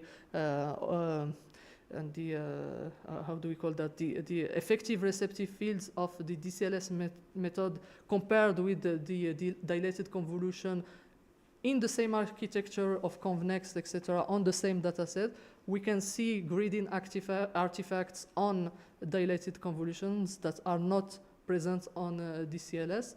However, yes, we need a metric to define how much we have resolved this problem of grading artifacts. So I don't know how to quantify it, but maybe it's an open question. Yeah. Yeah, indeed, it's a very challenging problem to quantify that directly. But at the same time, if you can show some of your visualization, like you mentioned, that can already be helpful for understanding the methods. Yeah. So sorry, what was the question again? No, I'm just commenting on, you probably do not need a quantitative method for now, but some qualitative understanding of the results and some qualitative comparison, I feel that can also be very helpful. Yeah, true. Mm-hmm. Yeah, so it's interesting. So there has been a wide range of applications for dilation in both audio and basically 2D and 1D or even 3D domain. You also have shown that your method can also work in many of those areas. Yeah. So do you feel that there are any limitation that these learned methods may not be able to fit in? Yeah, so this is a good question because it's the other way around, where DCLS could not be useful. So I think that, yeah,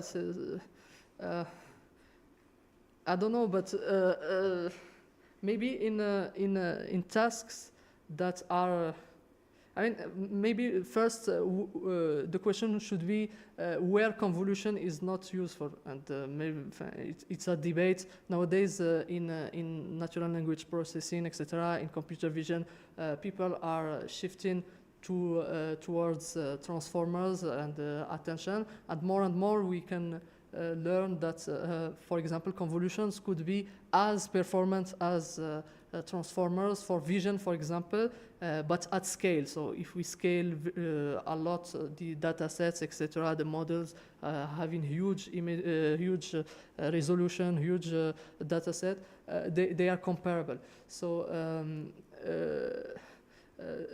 maybe historically what was one task that convolution failed to do was, like, for example, sequential MNIST, for example. You take a MNIST and you feed it to your network with the patches or with the pixels one after the other.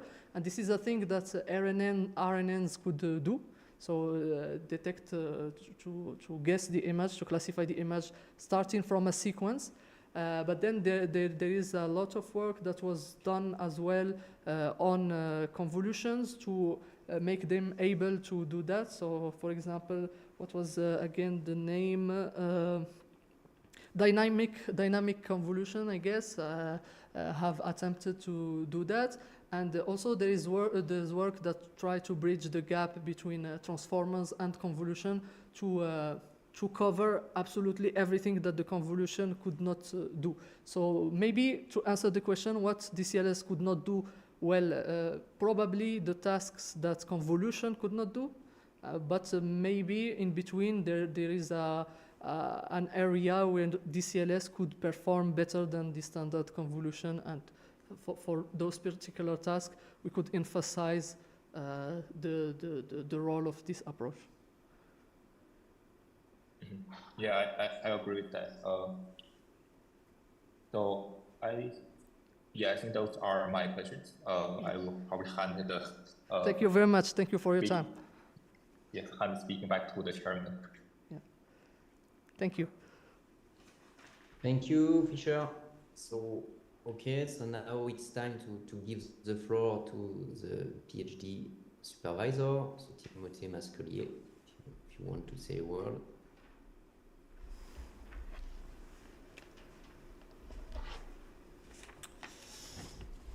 Thank you, Mr. President.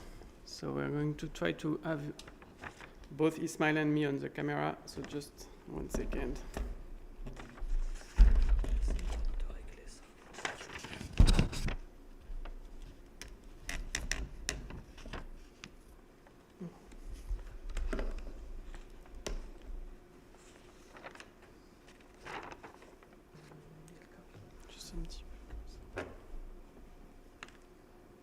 Okay, great.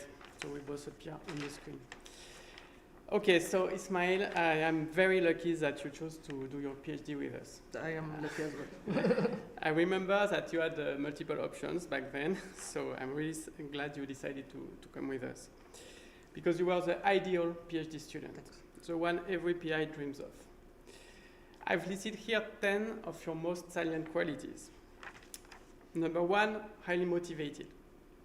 Number 2, always in a good mood. Number 3, highly autonomous. Number 4, strong mathematical skills. For instance, you were able to derive analytically the gradient of the DCLS position. You did that alone. You have amazing programming skills, very strong programming skills. For instance, you were able to develop highly efficient CUDA kernels, or you were able to parallelize ImageNet training on 32 GPUs. I have no idea how to do that. 6, you followed the literature very carefully. I never had to suggest papers for you to read. Actually, you suggested papers for me to read. 7, you wrote most of your papers yourself. Thomas and I provided a little feedback, but not much. 8, you have an exemplar scientific integrity. 9, you're very modest. Sometimes even too much. I told you, Ismail, it's very good to be modest in life. It's a quality, but the day of your defense, you are allowed not to be modest. And I still think you were too modest, but it's probably stronger than you. And 10, and the most important quality, in my opinion, is your ability to generalize and to see the biggest picture. And to illustrate this, I'm going to tell the audience how DCLS was invented. So I should say that the very first idea was mine. It corresponded to the 1D case to learn delays in spiking neural networks. So the last part in Ismail's presentation. I mean, what ended in the last part in Ismail's presentation. So what I had done, I had taken a toy model and a toy data set provided by Friedman Zenke in his tutorial on surrogate gradient learning. And I had written a very quick and dirty code to see if we could learn delays that way. And I gave this code to Ismail at the beginning of his PhD.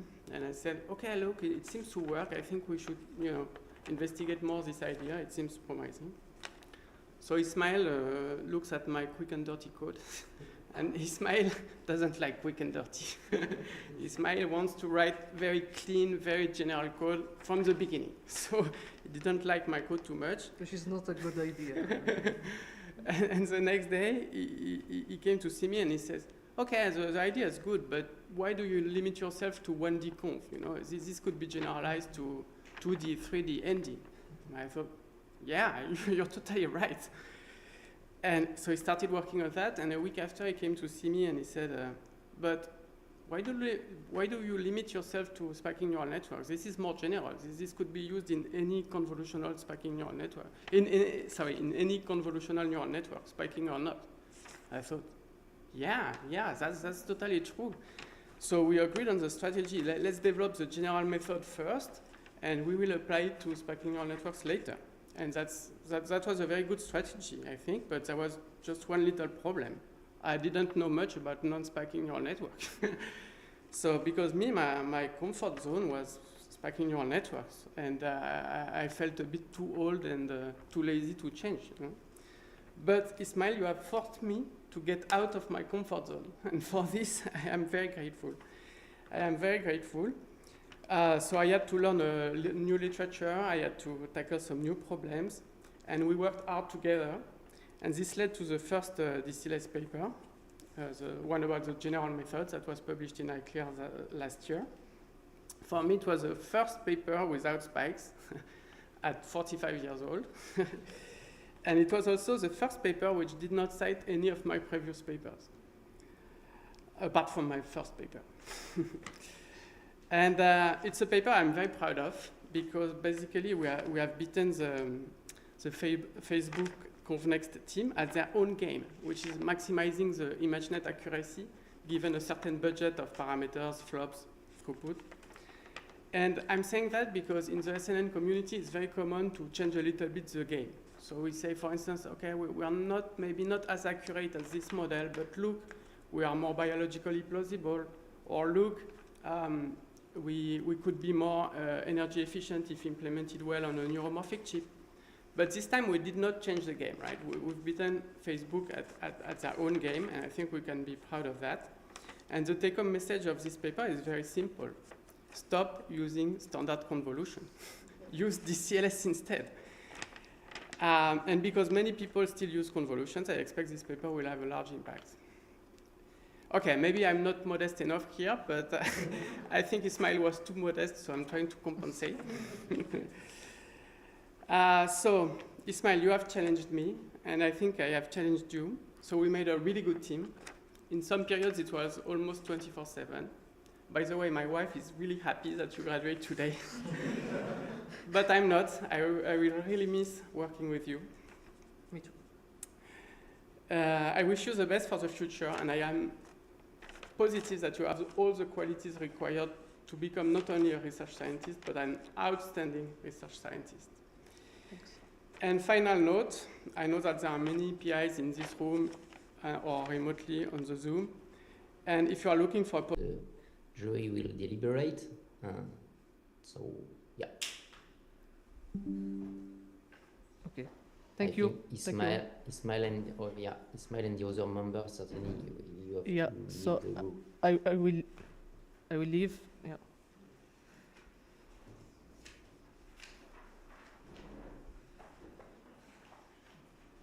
Okay, so we will deliberate in the next room, and you can come back in, I don't know, 15 minutes, 10 minutes.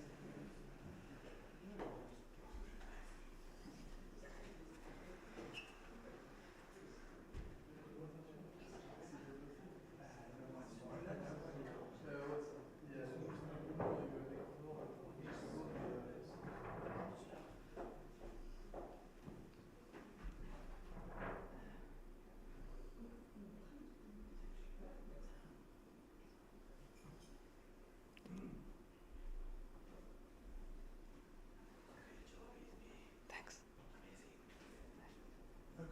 Yeah. I will just sorry. I will just put that on the stream and yeah. Tell people. That's organization. So for people in the live stream, the jury is going to deliberate, and we will be right back in a few minutes. Thanks. Yeah. So now.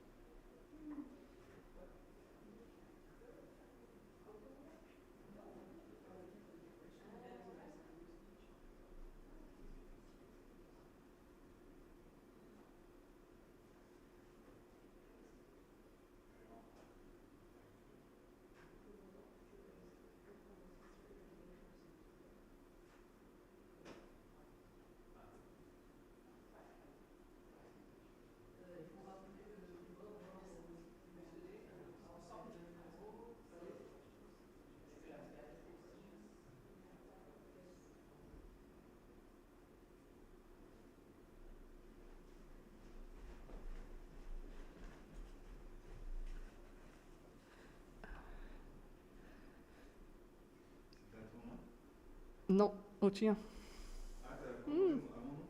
J'ai même mis ton numéro. Mais j'ai commandé moi et après, c'était toi le contact, on va dire. Parce qu'ils demandent paiement et après contact. Parce qu'ils savent que... T'as dit que c'était au CerCo du coup? Ouais. J'ai mis l'adresse. C'est 0 plus 33 25 23. C'est 05. C'est 025. 0 et après ça. Après, ils disent entre 11h30, donc... Ouais. il faut que je prenne un peu. Attends. Comment on fait plus? Ouais, tu mets juste 0, Non, plus 33, mais ça veut dire quoi, 25? C'est pas un numéro, ça? je sais pas. 02. Attends, 02, 52. 33. 19. 34. C'est pas un numéro, ça? Il manque un chiffre? 1, 2, Si, c'est 3, un 4. numéro, mais 02, c'est quoi? Attends. Pourquoi Guillaume? C'est qui? Pourquoi monsieur Guillaume? C'est Sandrine. C'est la meuf. Attends, juste, je vérifie qu'il n'y a pas de son sur le stream, comme ça on ne nous entend pas. Ouais, c'est bon. Et je vais aller sur le mail qu'on m'a donné.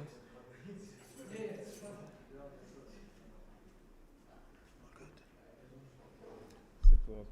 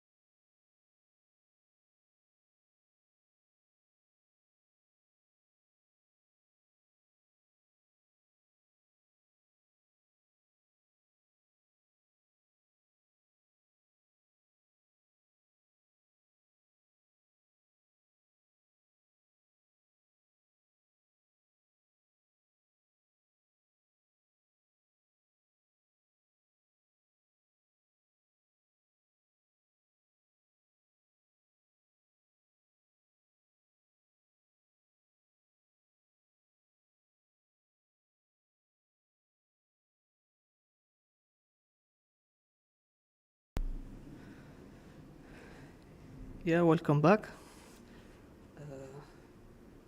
Should I start?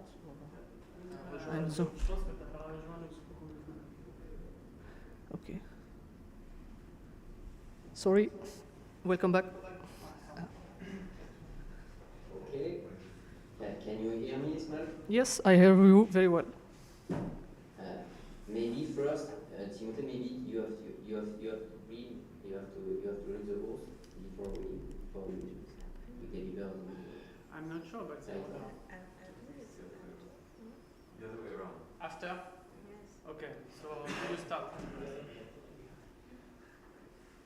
Nice.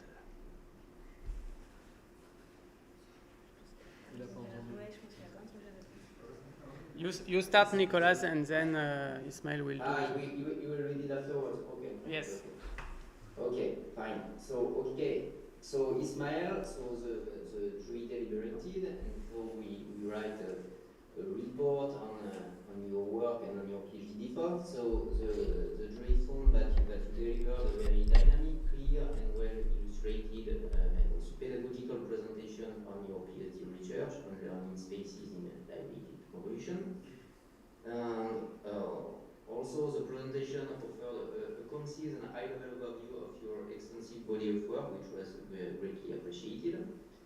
The jury highlighted the quality of your contribution related to developing convolution kernel that enhance the trade-off between accuracy, parameter, and throughput. You also tackled an understudied topic, and the jury considers that it's remarkable to have new methodological contribution and solution that outperform state-of-the-art results in this very challenging context.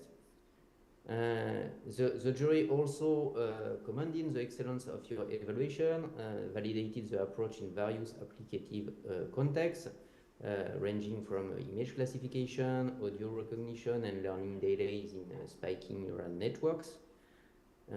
During the question and answer session, there have been rich and insightful exchanges with experts from different fields related to your PhD. And we found that you really well answered to both technical and higher level questions posed by the committee, which demonstrate your profound understanding of your research domain and the maturity that you gain over the years. And we are all convinced that you will have all the skills to be an excellent researcher. Thank you. And so for all these reasons, the jury anonymously awards you the PhD degree in computer science from University of Toulouse free. Congratulations. Thank you.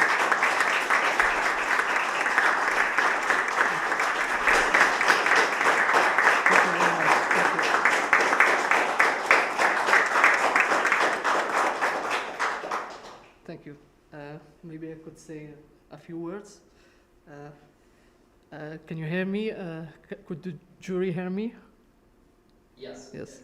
So first of all, I would like to thank the members of the committee for their valuable comments and the excellent debate we had.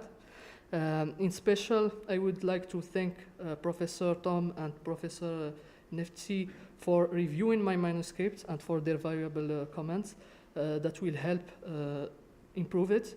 I would like to thank all the members of the jury for taking time out of their schedules to be with us for these few hours. I truly appreciate that. I will switch to French for the rest of the thank yous. Je tiens à exprimer ma profonde gratitude envers les institutions et les personnes qui ont rendu possible la réalisation de mon doctorat. Tout d'abord, je souhaite remercier l'ANR et the Artificial and Natural Intelligence Toulouse Institute ainsi que la région de Toulouse-Occitanie pour avoir généreusement financé mes études doctorales. Je suis également reconnaissant envers la chaire AI for Physical Models with Geometric Tools dirigée par le professeur Fabrice Gamboa pour leur soutien continu. Mon travail a bénéficié grandement des ressources HPC de l'IDRIS et du centre de calcul Jean Zé de GENSI. Je tiens à exprimer ma reconnaissance envers l'ensemble du personnel du centre de calcul afin de nous permettre, nous chercheurs et doctorants, d'arriver aux résultats de recherche que nous faisons. Je voudrais à présent exprimer ma profonde gratitude envers mon directeur de thèse, Timothée et MASQUELIER, d'abord pour avoir cru en moi et m'avoir proposé ce sujet de thèse sur lequel on a travaillé pendant un peu plus de 3 ans, toujours dans une atmosphère de confiance et d'échange scientifique. J'ai particulièrement apprécié le fait que le bureau de Timothée était toujours ouvert à moi et à mes idées, quelles qu'elles soient, bonnes ou mauvaises. Tim était là pour les entendre et pour me proposer des pistes d'amélioration ou pour me contredire, car lorsqu'elles n'étaient pas pertinentes, des fois, il faut le dire, je n'ai jamais ressenti le rapport maître-élève quand on discutait avec Tim. C'est l'une des rares personnes qui savent s'adapter aux gens et à leur discours afin que l'interlocuteur ne se sente jamais rabaissé ou rehaussé plus que nécessaire. Et pour cela, je le remercie très sincèrement. J'aimerais aussi remercier chaleureusement mon co-encadrant de thèse, Thomas Pellegrini, pour sa contribution à mon travail, pour les échanges hebdomadaires qu'on a eus et pour la bonne humeur, pour sa bonne humeur et aussi pour m'avoir tendu la main à un moment où j'en avais vraiment besoin. Je voudrais remercier mes co-auteurs aussi, Ilyas Hamouamri de l'équipe NeuroAI ainsi que Étienne Labbé de l'équipe Samova de l'IRIT. Je voudrais remercier aussi les équipes de recherche dans lesquelles j'ai évolué ces dernières années, notamment l'équipe NeuroAI. Je tiens à remercier explicitement les membres permanents de l'équipe NeuroAI, Timothée, Ruffin Van Roulen, pour ses conseils et remarques avisées, ainsi que Andrea Alamia, que j'ai connu postdoc, puis chercheur titulaire au CNRS et enfin chercheur HTR. Merci Andrea, et pour la rigolade aussi, merci. J'aimerais remercier toutes celles et ceux avec qui j'ai partagé un espace de travail, en particulier mes collègues de bureau, pour leur patience et leur compréhension lors de nos échanges parfois animés. Je voudrais remercier Andrea, mon premier voisin de bureau, Colin de cours, Leslie, Ayman, Mohit, Xiaoxi, Martina et surtout mes amis et collègues Léopold, Benjamin. Je vous remercie beaucoup pour m'avoir aidé, supporté, même si des fois je ne vous laissais pas trop bosser en lançant des débats existentiels voilà, de temps à autre. J'aimerais aussi remercier mes collègues et amis Ulysse Ronson et Javier Cuadrado en leur souhaitant de terminer leur thèse et de publier, d'avoir leur article dans de grandes publications. J'aimerais remercier le groupe de Ruffin Van Roulen, j'aimerais remercier Sabine, j'aimerais remercier Furkan, Victor, les nouveaux arrivants que je n'ai pas eu le temps de connaître un peu plus, Mithia, Roland, Hugo, Lara, ceux qui sont partis, Milad, Anaïs, Anna, Bavin. Je voudrais remercier aussi le groupe de Bénédicte Zoffel, Florian, Trobi, Jacob, Jules, Ram, Marina. J'aimerais remercier le support technique du CerCo, notamment M. Matteo Damien pour son aide et le remercier aussi parce que c'est le premier qui m'a fait voir une carte graphique A40 pour la première fois. On les utilise, mais on a rarement l'occasion de les voir. Je voudrais remercier le professeur Robin Borès pour nous avoir prêté la première GPU qui a vu les prémices de DCLS. Je voudrais remercier les équipes Samova de l'IRIT, dans laquelle je travaille maintenant, dans le cadre de mon extension de thèse. En particulier, j'aimerais remercier encore une fois mon co-auteur Étienne Labbé. Et en général, j'aimerais remercier le laboratoire IRIT ainsi que le laboratoire CerCo, les directeurs qui se sont succédés, le professeur Thor, puis la professeure Isabelle Berry, tout le personnel chercheurs, postdoctorants, doctorants, ingénieurs et stagiaires, ceux que je connais depuis 3 ans comme ceux que je viens à peine de rencontrer il y a une semaine. Je suis reconnaissant envers toutes les personnes qui m'ont appris quelque chose, de mes professeurs à mes collègues, de tous les jours, en passant par ceux qui ont partagé leur sagesse et leur expérience de vie avec moi. Je pense en particulier au professeur Daniel Ruiz, qui m'a permis pour la première fois de travailler dans la recherche et durant mon premier stage de recherche. Et je pense aussi à Maroufa en particulier, qui est venu, qui a fait le déplacement aujourd'hui. Je voudrais remercier mes amis Et je voudrais remercier Christophe Sun pour les années passées à l'ENSET en lui souhaitant bonne chance pour sa thèse. Valentin Durand qui est venu aujourd'hui aussi. Et je voudrais le remercier aussi pour me ménager pendant nos parties de boxe. Je voudrais remercier Anas pour les parties de jeux vidéo en lui souhaitant bonne chance pour sa thèse aussi. Je voudrais remercier ma famille, mon frère, en lui souhaitant bonne chance pour sa thèse aussi. Mes parents qui ont fait le déplacement pour... je voudrais le remercier chaleureusement pour m'avoir accompagné depuis mes 0 ans et pour m'avoir poussé à faire les études que j'ai fait. J'aimerais remercier ma mère qui m'a appris à lire, à écrire et à compter. Mon père qui m'a appris l'orthographe et la règle de 3. Parfois dans la douleur. Je les remercie du fond du cœur pour m'avoir supporté. Ce n'est pas facile de vivre avec quelqu'un comme moi au jour le jour.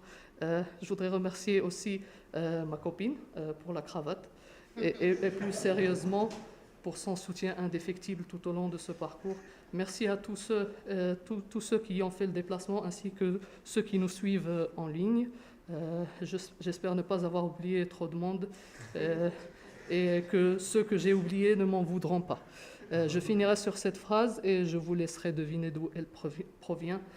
Enseignez aux gens vos connaissances et apprenez celles des autres. Ainsi, vous maîtriserez vos propres connaissances et apprendrez ce que vous ne saviez pas. Merci à vous.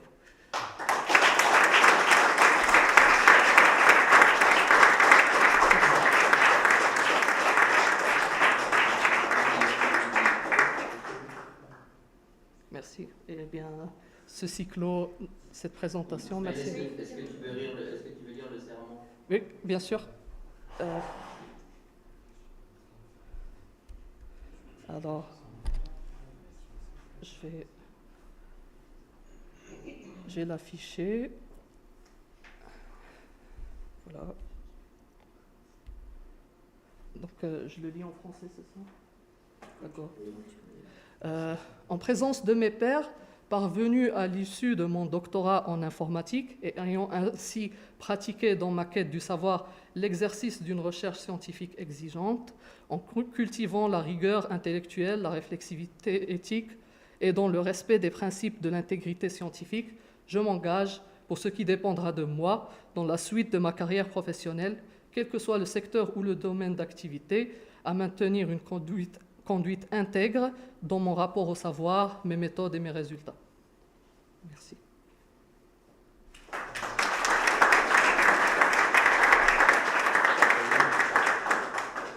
So, okay, I think it ends the defense. And congratulations, Ismail, for your graduation. Thank you, Professor.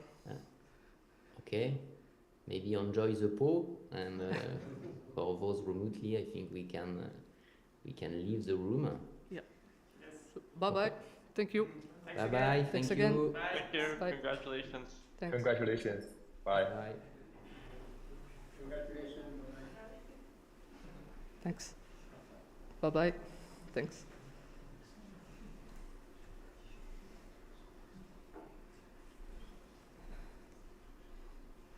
Et je vous dis au revoir à ceux qui sont sur le stream.